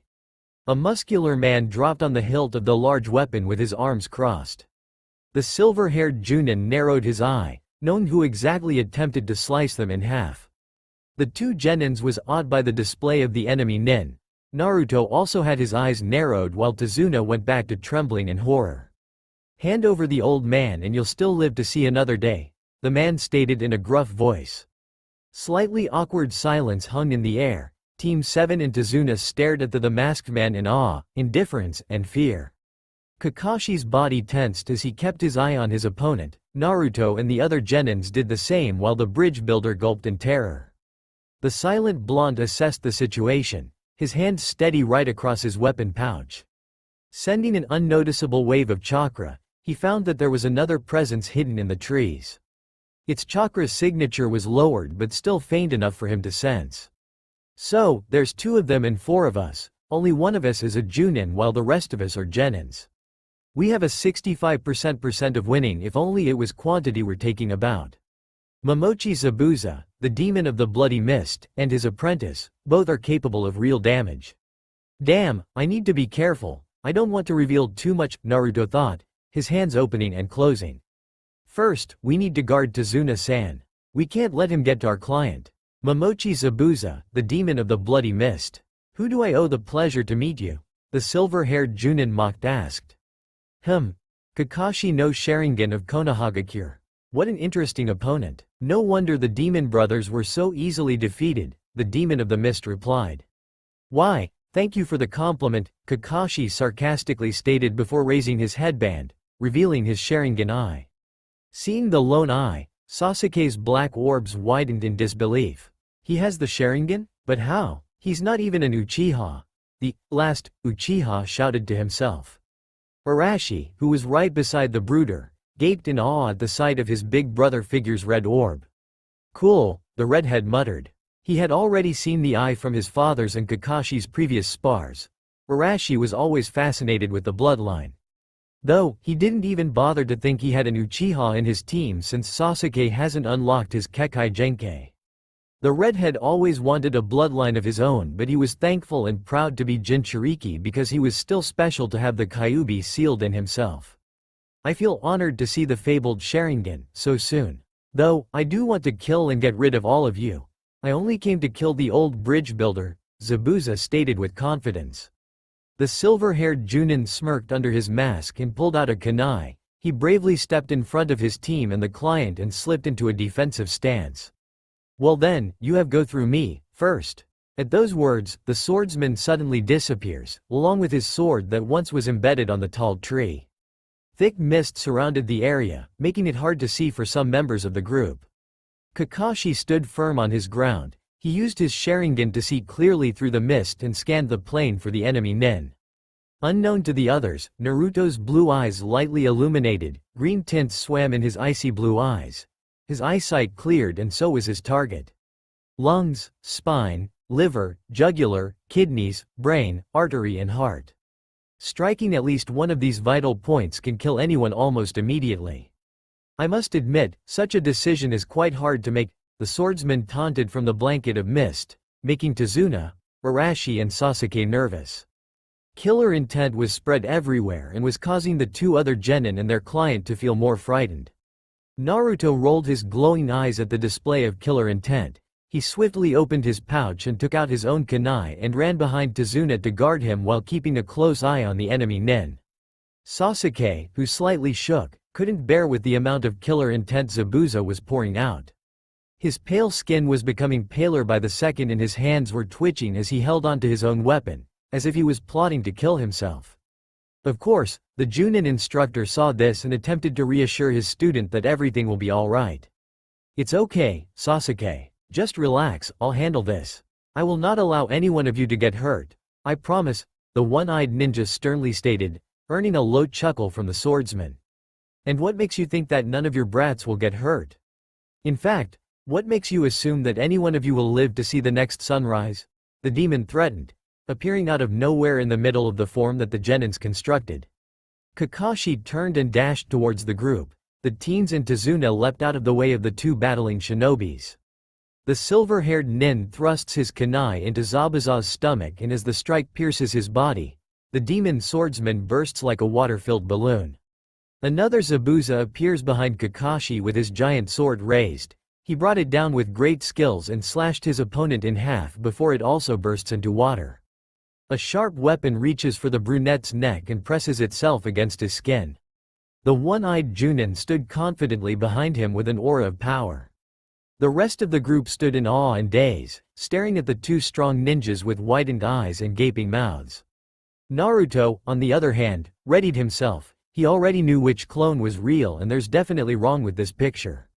Give it up, Zabuza. It's over, Kakashi said, still pressing the kunai on the enemy's neck, daring him to move. Zabuza stood frozen for a few seconds before he laughed maniacally. His body suddenly melted into water with his fake sword dissolving with him. A muscular body from behind Kakashi swung his sword. It was about to crash into the frozen Junin instructor when a shadow sped past the team and latched onto the enemy nin. Gah, get off of me! The masked former mist ninja exclaimed as he dropped his enormous sword. Kakashi, Arashi, Sasuke and Tazuna all stared at the struggling swordsman. The shadow still latched onto Zabuza, who was trying his best to get whatever what was on his back off of his being, with such strength that was already painful for the muscular shinobi. The apparition on his back slowly and terrifyingly melted its way into his body. It illuminated an eerie glow as it dissolved into the body it was sticking to. Watching in morbid fascination, Kakashi stood solid on his spot. Arashi's tan skin morphed into a sickly green one just like the old bridge builder's own skin did. The young Uchiha didn't know if he should be intrigued or disgusted of what was happening. He stared at the descending black form with a slightly ajar mouth. The other unseen shinobi hiding in the trees gasped as he watched his master get attacked by an unknown object? Person? Monster? Hell, he surely didn't know or even want to know. As soon as the shadow disappeared into Zabuza's body, the mist nin's form slouched almost completely. Nothing but the wind and the rustling of trees assaulted the group's ears. They thought that the swordsman was either dead or unconscious. Kakashi cautiously inched towards the slumped body with his legs lightly buckling because of exhaustion. He was about to poke the Zanbato wielder when AARRRGGGGHHHHH. Get out of my body, you demon! Zabuza's gruff voice suddenly rang through the thick mist. He clawed and he shook, he pulled on his own hair and he fell on the ground while he convulsed. The demon of the mist panted and wheezed. He screamed and shouted to something that none of the other people saw. A shrill demonic scream tore through the masked nin's throat with Zabuza's own pained shout. The shadow slowly removed itself from the swordsman's chest and blurred past the team like before. Zabuza was already unconscious by the time the apparition was gone. The others shielded themselves to somehow protect their bodies from whatever that thing was. They uncovered themselves as the gust of wind the thing left behind died down and gazed at the fallen body of their enemy. Kakashi planned to kill Zabuza when a hunter nin jumped in front of the still body. Thank you for taking care of Momochi Zabuza. I've been tracking and hunting after this missing nin for a while. So, I'll just take him off your hands, the hunter stated. He took the body and sword and left without another word. The one-eyed Junin sighed in relief before falling to the ground. The other three people he was with rushed to his side in concern. It's okay, I'm fine. Just tired, don't have strength to stand up, Kakashi mumbled, his masked face kissing the ground. The mist dispersed and Arashi, with Sasuke, helped their sensei back on his feet while he leaned on them for support. No one noticed Naruto, who had his head tilted forward, straightened his posture with his usual blank face on. He blinked to adjust his eyesight and glanced around the area. Confirming that no one saw his temporary state of vulnerability, he trudged over to his team and noticed his exhausted teacher. The blonde then took out a water bottle and silently offered his sensei for a refreshment. Drink this, Kakashi-sensei. It will help you get your strength and energy back. He showed his chalkboard towards them and helped Kakashi to drink. The rest of Team 7 noticed and got excited. If Kakashi was to drink, then they get a chance to see the silver-haired man's face. They leaned in anticipation with Tazuna copying them, also curious of the older nin's appearance. To their utter disappointment, Naruto took out a straw, stuck it inside the water bottle and slipped the straw inside Kakashi's mask. This also shocked the instructor, thinking that the silent student would also want to see his face. Though, he was still thankful, since he still has a secret that he could still use to tease and annoy his team. He appreciatively drank a small portion of the water, which actually did help him regain some of his energy, and thanked Naruto for the refreshment. They all continued to walk, heading towards Tazuna's house to relax and rest. Some, namely Kakashi, was wondering about the shadow that seemed to have attempted to possess Zabuza's body. Whatever that thing was, it seemed to be either neutral or on their side to have stopped the muscular nin from slicing the one-eyed Junin in half. But one thing was for sure, they were going to meet that apparition again. None even noticed the blonde teen smile in triumph as they walked or limped, in Kakashi's case, towards the client's hometown. Inari was more than convinced that no one will defeat Gato. He had given up hope ever since his father died by protecting them from the tyrant's thugs. Inari knew hope was lost, that the ninja grandpa promised to bring to ensure the midget's downfall will only fail and die. Even though he held no trust towards the shinobi his grandpa hired with what money have left, the black-haired boy still wanted to see what actual ninjas looked like. What Inari didn't expect was 3 teenagers and a man with mask to be the people who were supposed to save their village. Tsunami. Inari, I'm home. Tazuna proclaimed loudly, grateful that he had arrived home safe and sound. Oto-san, welcome back. I'm so glad you're back home safely. The woman now known as Tsunami, Tazuna's daughter, happily greeted her father.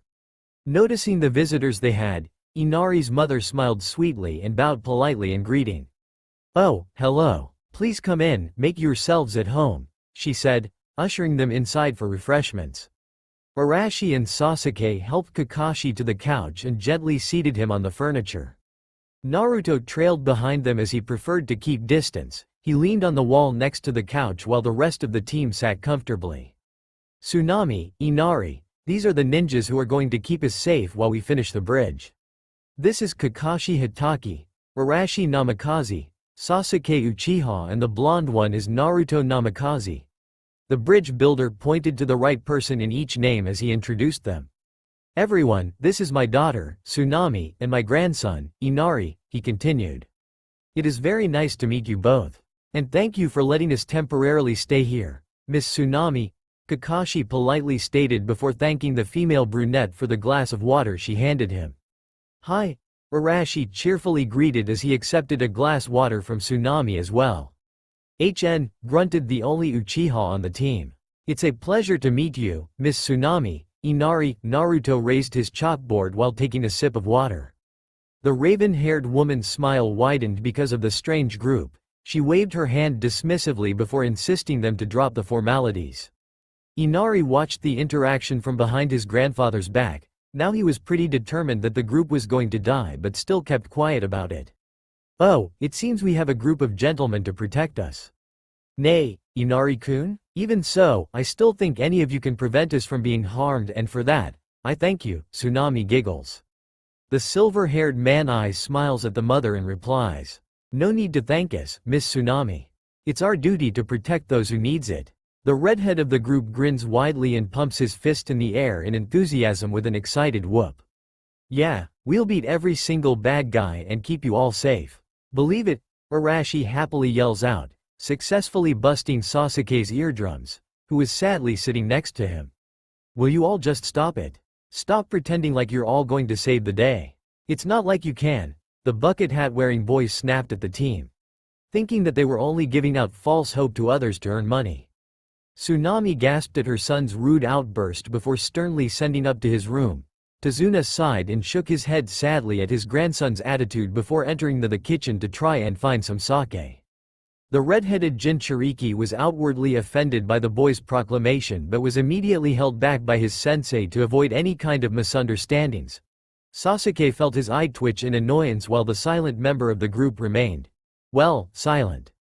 I am so sorry for my son's rude behavior. He's been very upset lately and he isn't in a good mood today.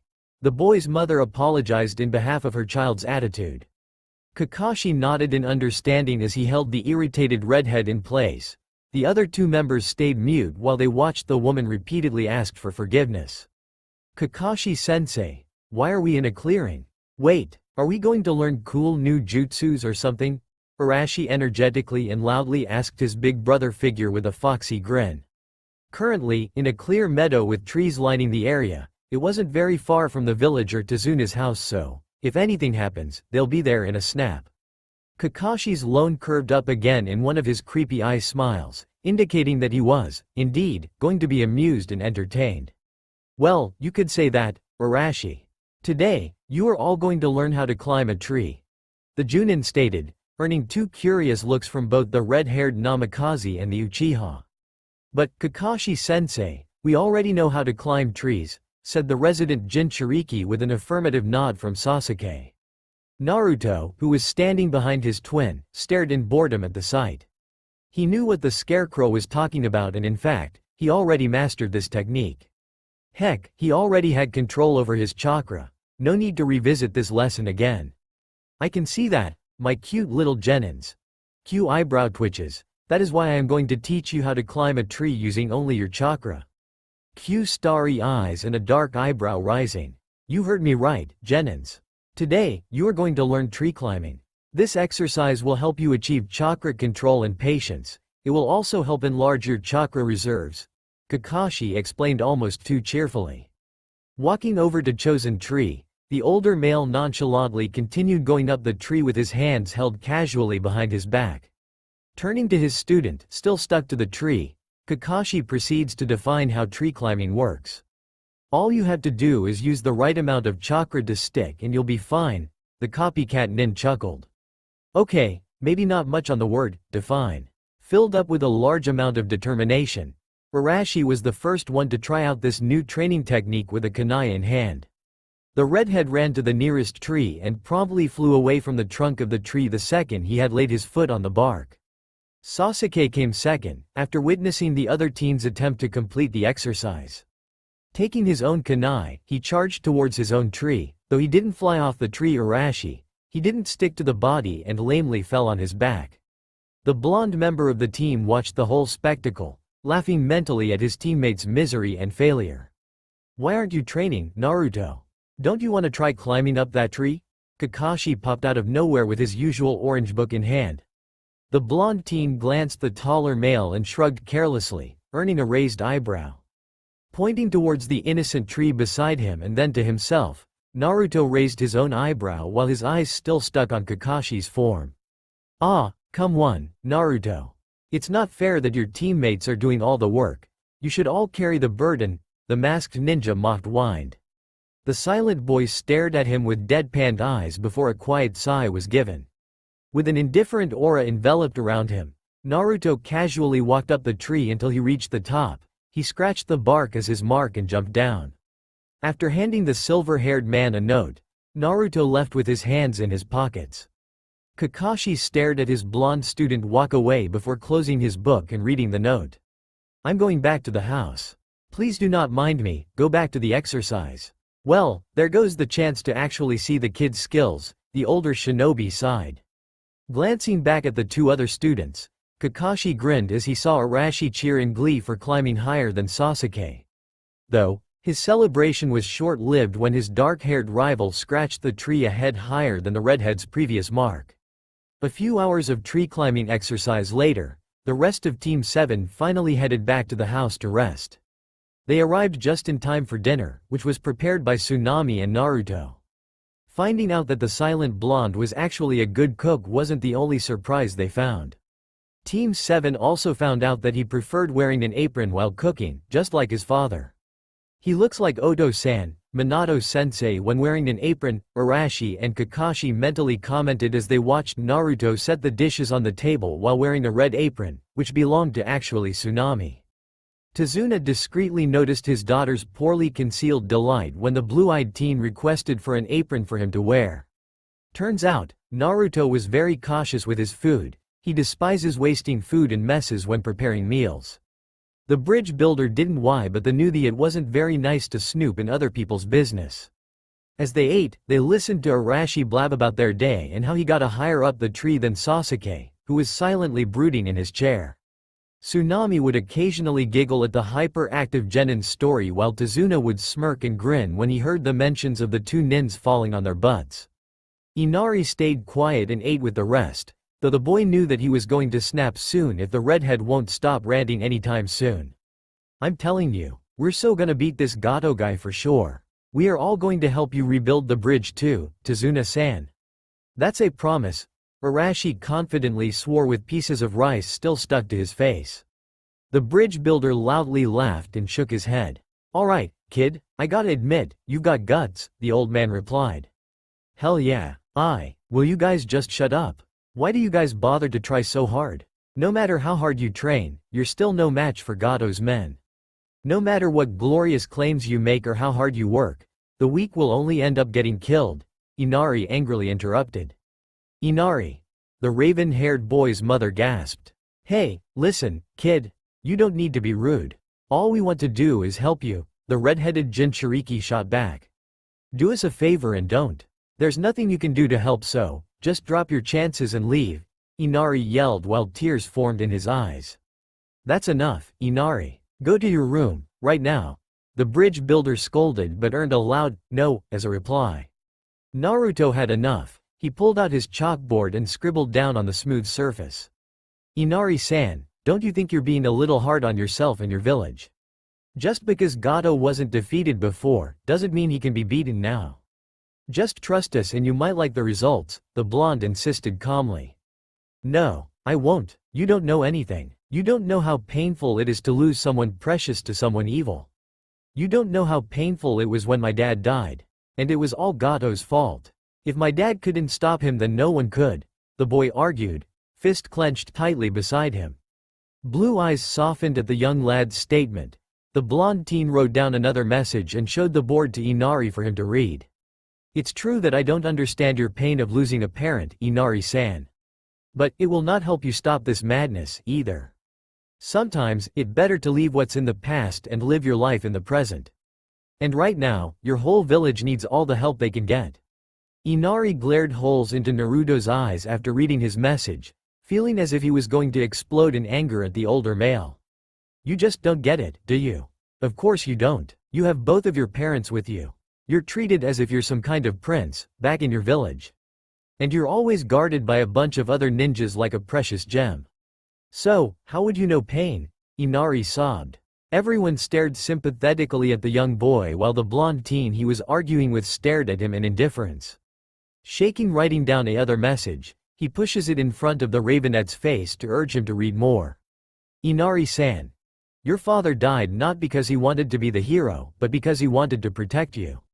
I can tell that your father wanted to protect you, even if he knew he couldn't.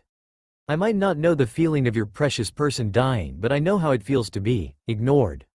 And truthfully, I think that the pain of being forgotten and ignored is much more agonizing, knowing that they're right in front of you yet they treat you as if you're dead. I'm not asking you to forget what happened to your father. All I'm asking for you to do is man up. Don't let your father's sacrifice die in vain. Trust us to help you, at least. Everyone stood stock still in shock.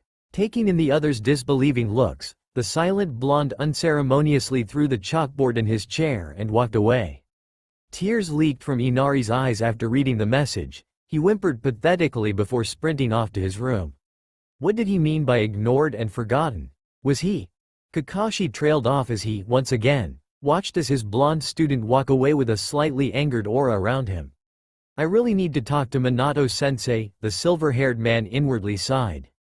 Naruto walked calmly with a blank face. He reached a wooded area and plopped himself down on the ground. It might look like he was perfectly stable in the outside, but on the inside, he was practically trying to kill himself for being so careless with his emotions. And yes, he still has emotions. He's still human, you know. Well, somewhat human, I think. Taking a deep breath to calm himself down, he tried to meditate. Enhancing his senses but still kept his mind clear in achieving total control over his emotions. He listened to the sound nature as it sang a soothing lullabies into his ears. I am a complete fool. Giving them such an obvious hint. What was I thinking, trying to act like the peacekeeper? I'm no babysitter, I'm a ninja. I can't do this. If I can't keep my emotions at bay, they'll start asking questions. And why am I screaming to myself? Why am I so expressive? Today, a part of the blonde's mind rambled. Naruto silently grunted in frustration and tried to keep restraint of his feelings. Calm down, there's no need to be rash. The rants may be true but they can't know that. There is no need for them to know. He eased to himself, minimizing the other expressive thoughts in his head. The silent teen sighed and kept meditating, trying very hard not to go back in the past incident with the client's grandson. Crunches of dry leaves and snapping of twigs suddenly shook him out of his meditating state. Snapping his head towards the sounds in sharp alert, Naruto found a beautiful girl wearing pink kimono, holding a basket full of plants and leaves. Must be herbal plants, the blonde assessed. The girl gracefully turned to him and smiled when her eyes settled on the blonde teen. You'll catch a cold if you don't wear something more warm and thick. It gets very cold when it's nighttime, the girl stated, her gentle smile stuck to her lips. Naruto blinked before looking down on himself. It was true that he wasn't wearing anything that could keep him warm in a cold night like tonight. He was wearing a long-sleeve mesh shirt under white sleeveless shirt and his usual dark pants. The silent teen titled his head and shrugged, his face still frozen in a stoic expression. The girl in front of him raised an elegant eyebrow and lightly giggled. I see, you're not much of a talker, aren't you? She said, bending down to sit right next to him. Naruto shook his head and brought out his pen and notepad. Since he left his chalkboard back at the house, he had to use his notepad. The girl watched as he scribbled on the paper before showing what he had written to her. Not really, I prefer staying quiet. Now, to more pressing matters, I don't believe I have met you yet. My name is Naruto Namikaze. The blonde raises his hand towards her. The mysterious female's smile widened, extending her hand and shook his in a polite greeting. She then sets her hand back down on her lap, smoothing out the fabric of her kimono. Well, aren't you well-mannered? My name is Haku, just Haku. The girl, now identified as Haku, introduced herself with a pretty smile. Naruto nodded his head in acknowledgement before turning his gaze towards the basket beside the girl. Noticing his gaze, Haku raised her basket as a sign of invitation. You want to help me collect some herbs for my friend? She questioned, receiving another nod from the blonde. They both started collecting plants and herbs, going to different spots of the forested area to find some more plants. The two teens would sometimes exchange conversations to one another to pass the time and know more about each other. At the end of their little mission, they somehow became good friends. To Haku, Naruto seemed to be a decent guy with manners and a mysterious attitude. To Naruto, Haku was nice and a little bit familiar to him. It was surprising when Haku asked him what made him strong and why he became a ninja. It also made him curious when the girl told him about her belief that the people you deemed precious are your true strength. It sounded a little cheesy, but he guessed that her point was right. The blonde noticed that Haku smiled a lot with that coy smile of hers. It seemed kind of suspicious to him and her voice was little off yet familiar. So, deciding that he should go with what his gut was telling him, Naruto eyed the other like a hawk eyeing its prey. Haku held her smile as she felt the other's eyes roaming on her body. Surprisingly, it wasn't in an inappropriate way. His gaze was more of an observing stare than a perverted one, which the girl often received. Naruto continued observing before he curiously blinked and glanced back at Haku's eyes. The blonde teen stares at other person, making Haku slightly squirm until he starts writing on his notepad. Your appearance is very unique, Haku-kun. You must be mistaken for a girl very often though. Your looks can be very deceiving and useful for specific situations, Naruto wrote. By the way Haku's eyes were enlarging, he assumed that the other boy did not expect that. Haku sat stiffly, shocked that the silent teen in front of him knew what exactly his gender is. A lot people have already failed to notice that he was actually a male in their first time meeting him, even Zabuza. It's been like that ever since he was a child, not that he minded much. People tend to think women were weak and defenseless, and since he had the looks of a girl, people would occasionally underestimate him, giving him a chance to beat or take any information from his targets. Though, if Haku was honest, being mistaken for a girl sometimes ticks him off. Mostly when those people who mistook him for a girl were drunkards. It never ends pretty, for the drunkards that is. Naruto watched in hidden amusement as the brunette's face morphed from shock to curiosity and then to anger. The blonde had to admit, it was a little bit hard to actually identify what the girly-looking boy's gender was. But thanks to his skills of observation, he thankfully noticed true Haku's gender, which could have been embarrassing if he didn't. Truthfully, Naruto has never seen such a different physique on a male. This was the first time he met someone like Haku. It could be useful for spotting out people like his new friend. It was a good thing that he hasn't referred to Haku with the suffix chan. Snapping out days, the feminine male finally spoke out his surprise. How did you know that I was a boy? People usually mistook me for a girl, Haku questioned. After writing down his answer, Naruto shows Haku what he had written on his notepad with an unnoticeable upward twitch on his lips. I have my ways, he mysteriously answered. The brunette playfully pouted at him, obviously getting comfortable with the other's presence. Come on, tell me. It's very rare for anyone to know my true gender. I want to know how you knew, the feminine male asked once more. The silent teen didn't reply. Instead, he stared blankly at Haku with one eyebrow raised, as if he was asking the other if he was stupid. Sighing, Haku drops the subject, very convinced that the blonde wasn't going to talk. Though, when Naruto handed him a piece of paper, he thought that the blonde was actually going to tell him how he knew he was a boy, but what he read was far more surprising. Gato is going to betray you. The feminine male's eyes widened. He whips his head towards the other person sitting next to him with his mouth clearly ajar. Not believing what had just read, Haku nervously insisted for Naruto to repeat. Excuse me? Gato. He's going to betray you and Zabuza. He's already planning to get rid of both of you as soon as you kill us. He will not be keeping his end of the bargain. Naruto shows him the notepad. Haku then tries to be discreet with his nervousness as he attempted to deny any information or familiarity about their employer. With mastered ease, the blonde spotted the change in facial expression and body language that the girly-looking nin struggled to hide. What are you talking about? I don't anyone by duh. He was cut off when he felt the blonde teen's hard stare. I know that you're the hunter nin we met earlier, and I know you're here to collect herbs for Zabuza-san's injuries. Trusting someone like Gato is the worst decision you could ever make. He only wants to get rid of those stand in his way. Both you and Zabuza will only get into more trouble than you already are. Every sentence sounded sure, which was weird since there was really no sound that could have been heard from Naruto's written replies. Gulping in slight fear, Haku felt cold sweat trickling down his temple. Never have he been so nervous and uncomfortable in his entire life. Usually, Haku was the cool-headed one between Zabuza and him. But now, it felt like 1,000 eyes were looking at him, staring into his very soul as his new blonde friend gazed at him with his chilly blue orbs. Icy, frozen pools of blue pierced through his form, causing him to lightly shiver. How in the hell is this guy so scary? How? What? The feminine shinobi choked. Naruto's eyes slowly softened before it turned into the stoic shades it was once earlier. He scribbles down his answer on the pad and gently rips it off the notepad. He then hands it to Haku, stands up and leave. Looking down on the piece of paper, Haku blinks. He raises his head and opens his mouth to say something when he met nothing but an empty area. The ice user turns his head, trying hard to find his new silent companion, only to fail with confusion.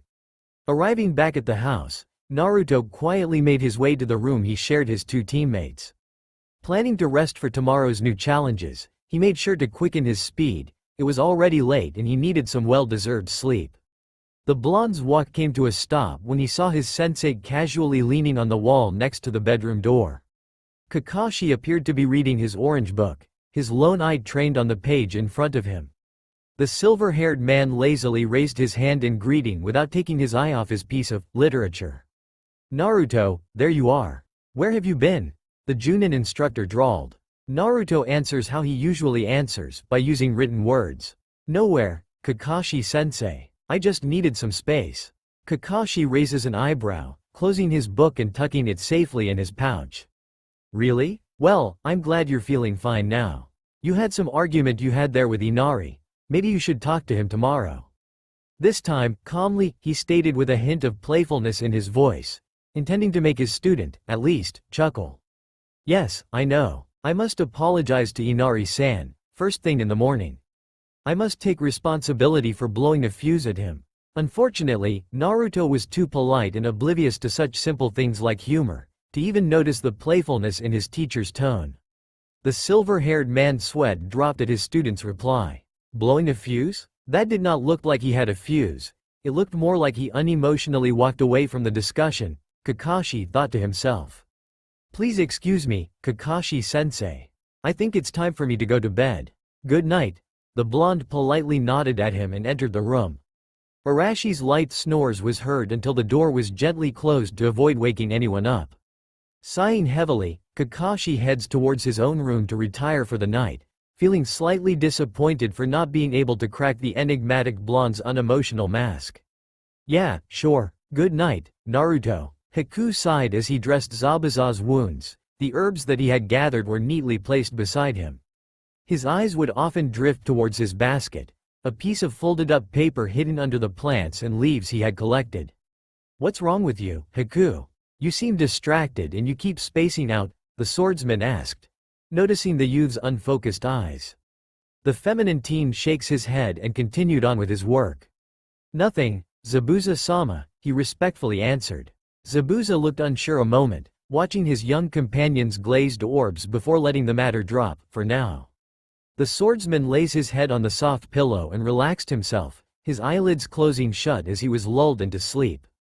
Haku felt his eyebrows furrowed in the thought of what the blonde had informed him. He was uncertain on what to do.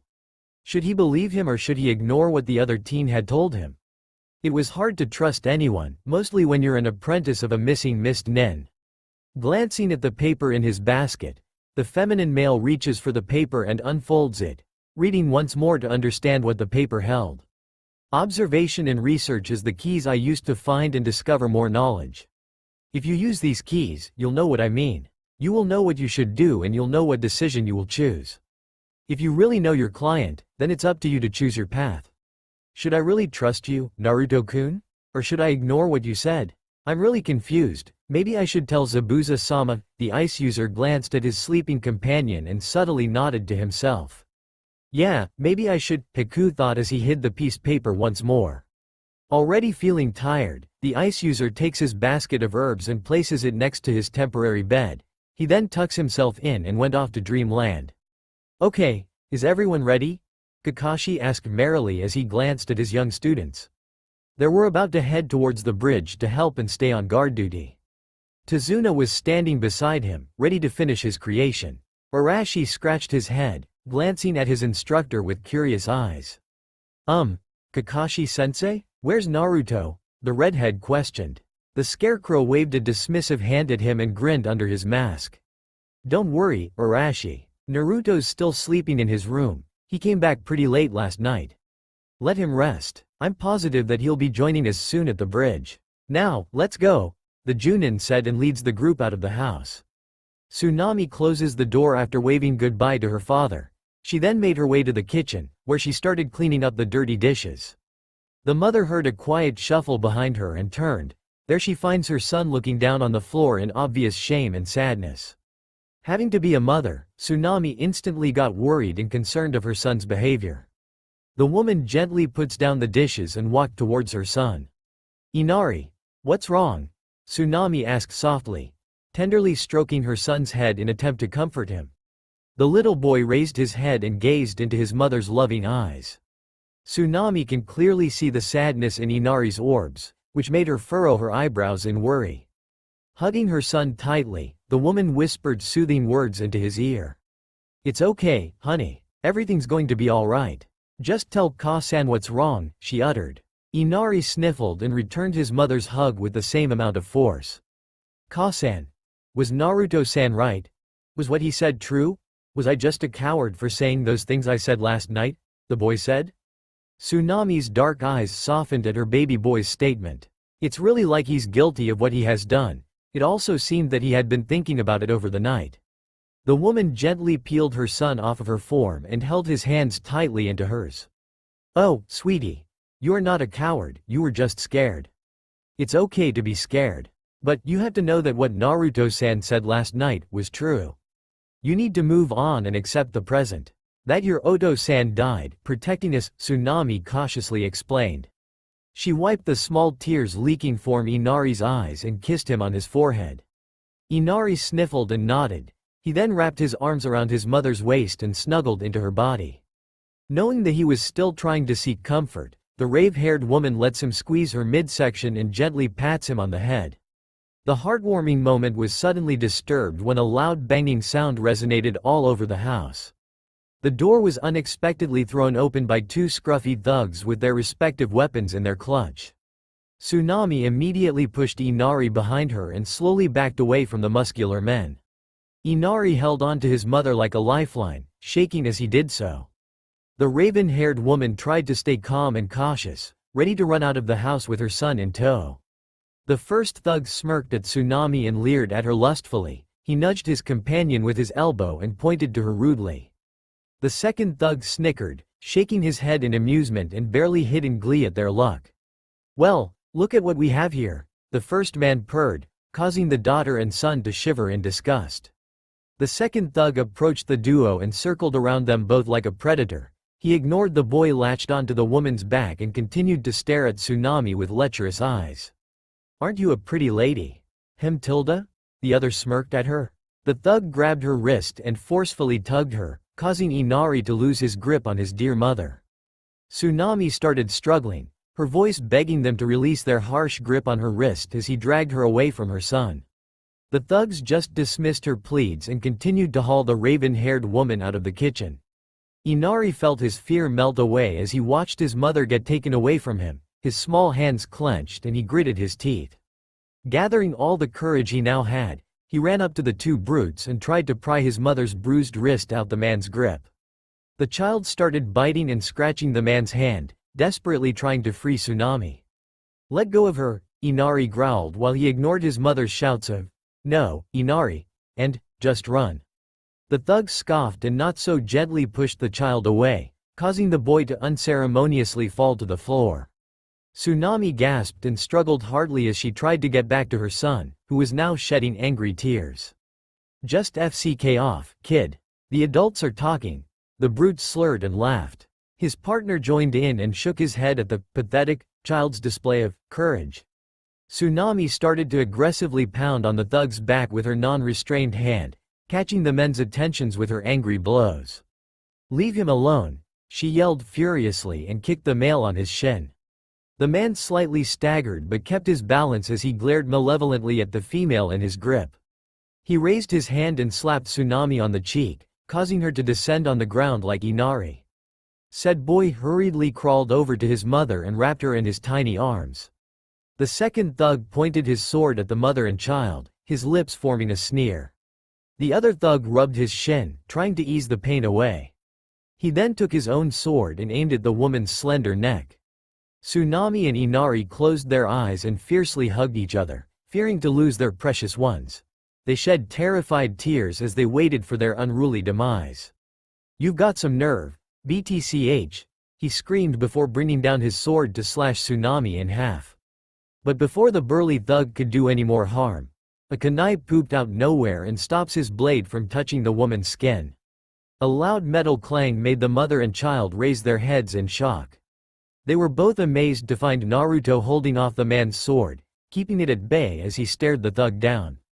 His piercing blue eyes monotonously gazed at the older male before him. The thug gulped, his knees buckled with fear. The teen's icy orbs felt like it was stabbing him with that impenetrable stare. The second goon stood still as he felt the thick tension in the air. He tried to move but his body did not obey him. Sweat slowly dripped down the muscular men's forehead, nervousness and unfamiliar terror squeezed them. The blonde continued to stare at the criminal in front of him before reaching into his pocket. The two older men shook as they anticipated what was about to happen. What was the kid going to pull out of his pocket? Another kunai? Poison? Shurikens? Bombs? What? Tsunami and Inari wondered as well. The suspense killing them. Was Naruto going to kill them? Are they going to die in a painful way? Would it be really cool and awesome? Naruto finally ended the suspense and took out a wooden sign with cartoon-ish deadpanned eyes and a chibi version of himself shaking his head drawing on it. A real gentleman would never raise his fist on a woman. But, I shouldn't bother. You men are just wasting valuable time with your sweet moves, the sign said. The four other people in the room fell down on the ground and sweat dropped at the blonde's actions. The thugs quickly got back up and screamed at the teen menacingly. "You little..." Both the goons screeched before they got knocked out by the same blonde genin. Naruto took some rope and tied the men up securely. He then turned to the mother and child to check on them. Tsunami held her son tightly as she shed tears of relief. The raven-haired woman raised her head and gazed into their savior's eyes with gratitude. "Thank you, Naruto-san. We owe you our lives," she said softly. The blonde shook his head and waved his hand dismissively. He raised another ridiculously gigantic sign and stared at the small family with serious yet emotionless eyes. "You don't owe me anything, Tsunami-san. I'm here to help, not collect taxes. I'm going to assist the others. Please stay here and keep each other safe. My clone will keep an eye on you."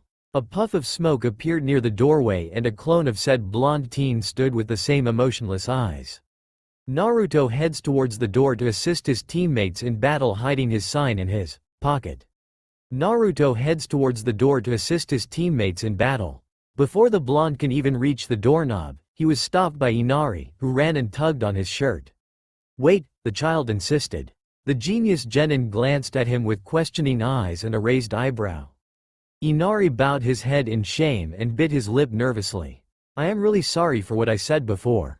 You were right, I was too blind, too caught up to even notice that I wasn't the only one suffering. I'm really sorry, Naruto-san." Inari sincerely apologized while his hat-covered head still bowed in shame. Naruto stared at him before raising his hand. Expecting to be punished for his rude attitude, the boy tensed and braced himself for the strike. But, instead of a heavy hand inflicting him pain, he felt a gentle hand removing his hat and softly ruffling his hair. "It's okay, Inari-kun. I understand. I'm sorry, too." I shouldn't have been too blunt, I could have hurt your feelings. Now, I had to go. You keep your mother safe, okay? Said the sign that popped out of nowhere. Inari smiled and nodded his head with confidence. He lets go of the blonde's shirt and got his hat back on his head. The boy saluted and stood up straight. Got it, Naruto ni, he replied. Is there anything we can do to help? Asked Tsunami. Well, it's up to you on how you could help. It's your decision, just be alert and cautious. We'll see you soon, Naruto answered before leaving to go see his teammates.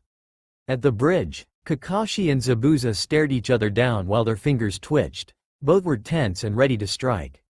They both ignored the teens in the dome of ice mirrors, a few feet away from them as they watched each other's movements. Zabuza held his Zanbatsu firmly, his eyes fiercely glaring into his enemy's mismatched ones. Kakashi stood stiffly in his fighting stance, his orange book tucked away safely and his Sharingan eye aimed at the swordsman at all times. The muscular swordsman chuckled dryly, rolling his shoulders slightly as if getting ready to attack. Hey, well, it looks like it's just you and me, Kakashi, Zabuza smirked. Kakashi gazed at him with bored eyes and nodded in agreement. I guess so, Zabuza, the scarecrow replied monotonously. The two men silently waited for the other's move, trying not to expose any weak spots or openings in their stance. Before another minute can pass, Kakashi and Zabuza were caught by surprise when a familiar flash of blonde hair stood between them holding yet another ridiculously large sign. Are going to just stand there and stare each other down, or are you going to kiss? Was what the sign said. Both older shinobi's sweat dropped and sagged in disappointment when the badass tension in the air vanished. Naruto. Don't you mean, are you going to stand there and stare each other down, or fight? Kakashi questioned the teen. Naruto blinked and blankly turned the sign around for the others to see. You two staring at each other didn't seem like a fight scene to me. It looked more like a really weird couple glaring angrily at each other as if the other one had done something bad and he wouldn't admit it because he didn't think he was wrong. So in conclusion, it looked, somewhat, more appropriate for you two to, smooch in the end. Because you two couldn't help but love one another. Don't you think that story would be better if it was published for others to enjoy? Good literature is very rare nowadays. I'm sure a lot of people would love to buy that book. The so-called yaoi genre is not uncommon anymore, Geez, for such an unemotional kid, he sure is imaginative, both older men mentally deadpanned. And how did he know that we were going to ask that question to just the sign over? They added. Look, kid, we're in the middle of something here. Don't you know it's rude to interrupt with adult business? Zabuza told the blonde genin. Said teenager flipped the overly large sign, which had another set of words written on it, magic, and stared at the man with unblinking eyes. And did you know how awkward, adult business, must have sounded from how you said it, was the reply. The swordsman grew a tick mark on his forehead as his patience thinned. Sensing his opponent's desire to smack his student upside the head, Kakashi grabbed Naruto's shoulder and gently pushed him towards the ice dome a few feet away from them. How about you go and help Arashi and Sasuke out with their little problem over there? And I'll take care of Zabuza myself, the scarecrow said. The blonde quickly glanced at the swordsman with no eyebrows and nodded. The giant sign suddenly vanished and he rushes towards the dome. Both older men sighed and stood in silence for a few seconds before Zabuza opened his mouth underneath his bandages. What exactly have you been teaching that kid? The bulky man asked. Absolutely nothing, the Leaf Junin replied. In the ice dome, Arashi bit his lip, pain coursing through his veins. He held his arm that carried a gash and glared at the masked nin around them. Exhaustion weighed him down and slight fear started to eat him away. The redhead glanced to his side and saw Sasuke having the same problem. The young Uchiha was starting to sway in fatigue from the fight and it was slowly getting to him. We really need help here, Arashi thought. What's wrong? Getting a little tired? You and your friend appeared to have such vigor earlier. What happened to your eagerness to fight me? The masked nin mocked. Shut up. Don't underestimate us, the young Namikaze growled at the other teen. The missing nin scoffed and threw another senbon, aiming at the redhead's neck. Arashi was caught off guard. He was about to try and dodge at the last minute when crash! Pieces of ice flew everywhere and the dome was now partially destroyed. A piece of shattered ice luckily threw the needle off its initial target and instead landed near Arashi's feet. Naruto dusted himself off and stared at the sight in front of him. His brother was injured and so is his other teammate. Haku was armed and garbed with the hunter nin mask he had worn earlier. The blonde tilted his head at the masked shinobi, as if saying, "Why?" The feminine teen caught the look and tried his best to ignore the nagging voice in the back of his head saying that maybe just maybe what the other teen had informed him was true. It was hard to trust other people nowadays, you know. Even your own kind is nowhere near honest with their intentions. Naruto continued staring at Haku, subconsciously asking him if he had made the right decision. The older shinobi tried to avoid the blank pools of blue that was somehow manipulating him, making him feel guilty of what he has done. The other two leaf genins watched the interaction silently, confused on what was going on. The blonde took out his notepad and repeated the same routine he always does. Take out his pad, write, show and repeat. "Haku, is this your decision?" he asked. The said feminine boy furrowed his eyebrows and kept silent, hoping that he can slip through this one. He stared at the other male and silently prayed that he wouldn't crack under those unblinking, cold, blank pools of blue acid. Sweat trickled its way down Haku's pale cheek, nervousness getting to him. This was hard and scary. That haunting gaze made him feel like he's being stabbed with the sharpest sword in mankind. The tension only made it worse. Finally, Haku couldn't take it anymore. He took off his mask and threw it at the blonde, who didn't mind the headgear hitting him on his chest. Quite comically, actually. But the time just wasn't in the mood for that. "No, it's not. But what am I supposed to do, Naruto-san? You can't really expect me to do the things that you shoved down my throat. Just cause you know things, doesn't mean you know everything," the feminine shinobi snapped. "You're right, Haku. I may not know everything but I do know how you see yourself. You're not a tool. If you were that you wouldn't have the mind to think and the organic body to move. You are no object, Haku. You're a human with the right to make decisions," replied calmly by the fair-haired teen. Haku slightly slumped, knowing deep inside that his new acquaintance was right. He always has been for the whole time they've known each other, which wasn't that long. "But, Zabuza-sama is my master. I cannot just disobey him. He's the only one I got left," the ice wielder muttered to himself. He knew he owed Zabuza in some way, since he has been there for him. Like family. "No, Haku, you have me, don't you? We're friends, aren't we? I understand how you feel. I know that he trusts you, Haku. You're like family to him. I can see that even though he doesn't show it clearly. He'll trust your judgment. You have the right to make decisions, Haku. You have the right to speak, mostly if this decision of yours can save both your lives." Haku was speechless. Never in his life had he known someone so wise. He knew he could trust Naruto. Why wouldn't he? The blonde could have killed him by now if he wanted to. But he didn't, he wouldn't. Because he knew what was going on here. He knew the truth. At that moment, the brunette knew what he was going to do. As Haku was just about to voice out his decision, they all heard the sound of 1,000 chirping birds. The group of teens saw dancing lights from where they stood and the feminine ninja already knew what was going to happen. Not wasting any more time, he disappeared in a puff of smoke with Naruto following closely as to make sure Haku will not be putting himself in harm's way. The area was lightened by the shine of electricity, which danced in Kakashi's hand. Zabuza struggled and thrashed as he tried to escape the dog's hold on him. Kakashi's ninkin held the muscular man down as their summoner got ready to end this fight. The Junin instructor took a deep breath and charged at his opponent with incredible speed. The swordsman assumed that he was going to die here, killed by one of Konoha's finest and strongest shinobis. It was an honorable way to die, at the hands of someone worth dueling. The swordsman admitted silently that he was surely going to miss his young companion, as he treated him like family and a close friend. After mentally praying for Haku to have a better future after this, he awaited the numbing feeling of pain and death, and Kakashi expected the sound of frying flesh and crunching bones. But surprise, surprise, none came. Nothing happened. Haku hoped that he wasn't too late. Please, let him get there without error.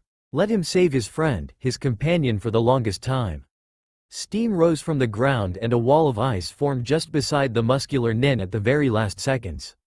Haku stood in front of Zabuza, ready to dive for his friend, his only family. Death would be bittersweet, as it always was. He was going to save Zabuza, but he'll disappoint Naruto with his lost. He cherished the last few seconds before he dies. The ice wielder waited and braced for his passing, mentally bidding his old and new friend a goodbye. Unfortunately, nothing happened. Well, except for one. Kakashi didn't know what happened. He blinked both his eyes that were filled with confusion and disbelief. What the hell just happened? What the hell? 1 minute, he was just about to kill Zabuza and end this whole mess, and then the next second, he was lying on his back flipped by whatever unseen force that decided that it was amusing to watch a full-out fight get interrupted without reason. Everyone in the area stood, frozen, as they all stared at the copy nin lying on the ground in a fetal position. The ninkin, Zabuza, Haku and everyone else near enough to see what just happened stood there in silence, trying to comprehend what just occurred. Naruto, on the other hand, sighed in exasperation. Enough drama. The great Kakashi got pushed out of the way in the middle of one of lethal jutsus. Big deal. Get over it. There's more sh*t to be done. At that moment, a small pudgy man decided to break the awkward silence by dramatically clapping in a slow pace. The mist slowly cleared and revealed the group of thugs that stood by the midget. The people in the area faced the large number of thugs and watched as they tried to make themselves look intimidating. Sensing the new vibe, the ninkin pack dispersed on by one, slightly speechless as to what has occurred a few seconds ago. All that was left was the stunned bundle of shinobis and the blonde kid who was mentally shaking his head in slight amusement. Well, well, well. Quite the party you got here, Zabuza. The small pudgy man laughed evilly. The now slightly dazed swordsman woke up from his shock and glared at the tyrant. Gato, what are you doing here? He growled. Oh, well, you see. I knew you couldn't properly dispose of your prey, just like I hired you to. So, I hired more people to get rid of the old man, you and that pretty little toy of yours, Gato smirked, making Zabuza sneer. Haku frowned in disgust at the man, thinking that the blonde was right and that he should have listened in the first place. The swordsman intensified his glare before facing Kakashi, who was now standing up. Listen, copycat. We'll have a temporary truce for now. Let me take care of this little a-hole and I'll get right back to you. Deal? The muscular man proposed. The leaf nin glanced at the small man with the group of mercenaries, then slowly nodded. Deal, he answered casually. Haku stepped away from his master as bloodlust filled his eyes like water in a glass. Zabuza lifted his sword and rushed towards the other fighters. Gato tried to swallow the swelling fear down his throat, but the sight of the charging mist demon didn't let him keep his pride. The pudgy man quickly hid behind his men, hoping that they would kill the sword-wielding missing nin before he gets to him. The band of mercenaries screamed their own battle's cries and dived into chaos, oblivious of the oncoming death. Slowly sneaking away from the fray, Gato thought he was home free. He thought that Zabuza and the mercenaries will kill each other, and he could keep his money and glory. The man smiled cruelly. Best plan he ever had. Now, he was going to stay rich and he gets to keep terrorizing Wave. Unfortunately for him, there was one flaw to his plan. And it was in a form of a blonde teenager known as Naruto Namikaze. Gato finally saw the chance to completely bolt since the others were far too occupied with the ongoing battle. What he didn't notice, though, was the silent genin that stood behind as he was just about to run.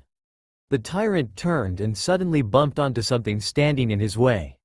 He rubbed his nose and sluggishly raised his head to see what he had bumped into.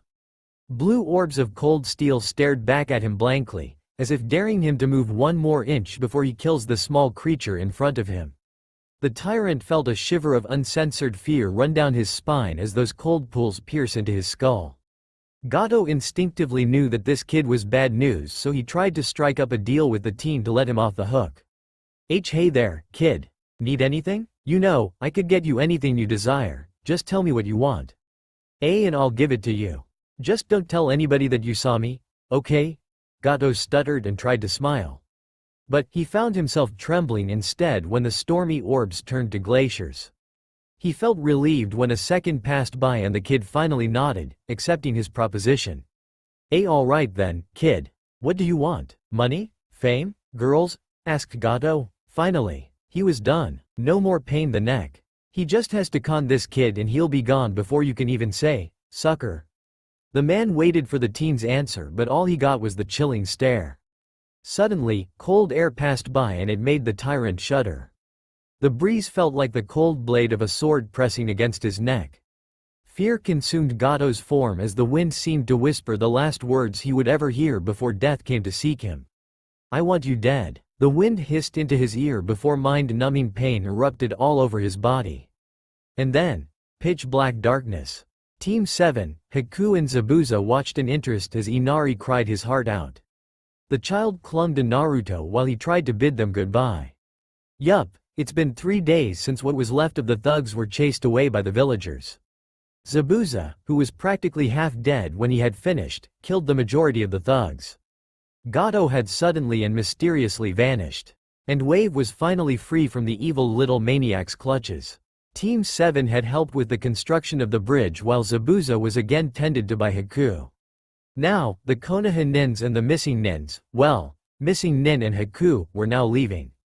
Everyone in Wave came out to say goodbye to their saviors. Tazuna and his family had thanked the group wholeheartedly, grateful for their service. Inari's tears started welling up when it was his turn to say goodbye. He hugged the blonde teen who had given him hope and a way to be strong. The small boy smiled and made Naruto promise to come back again and visit. To which Naruto answered with a nod and a silent pat at Inari's head. Off they go now, back to the village hidden in the leaves. Zabuza and Haku had figured that life on the road was not the ideal life for them. So, they decided to stick with Team 7 and head to Konoha as well to live a much better life as Leaf Nins. As the group disappeared into the paths, Tazuna pondered on the new bridge's name. How about the Great Tazuna Bridge? The old man laughed in pride. His daughter and grandson sweat dropped at his exclamation before sighing. Inari's eyes then lit up, an idea popping into his mind. "Grandpa, let's name it, the Great Naruto Bridge," the child offered. The citizens seemed to like that idea, cheering and shouting in agreement. Tazuna slightly sulked but reluctantly said yes to his grandson's idea. From then on, it was called the Great Naruto Bridge, dedicated to the teen that gave them hope and strength to fight back. That's all for now. If you enjoy this video, then please like, share and do comments.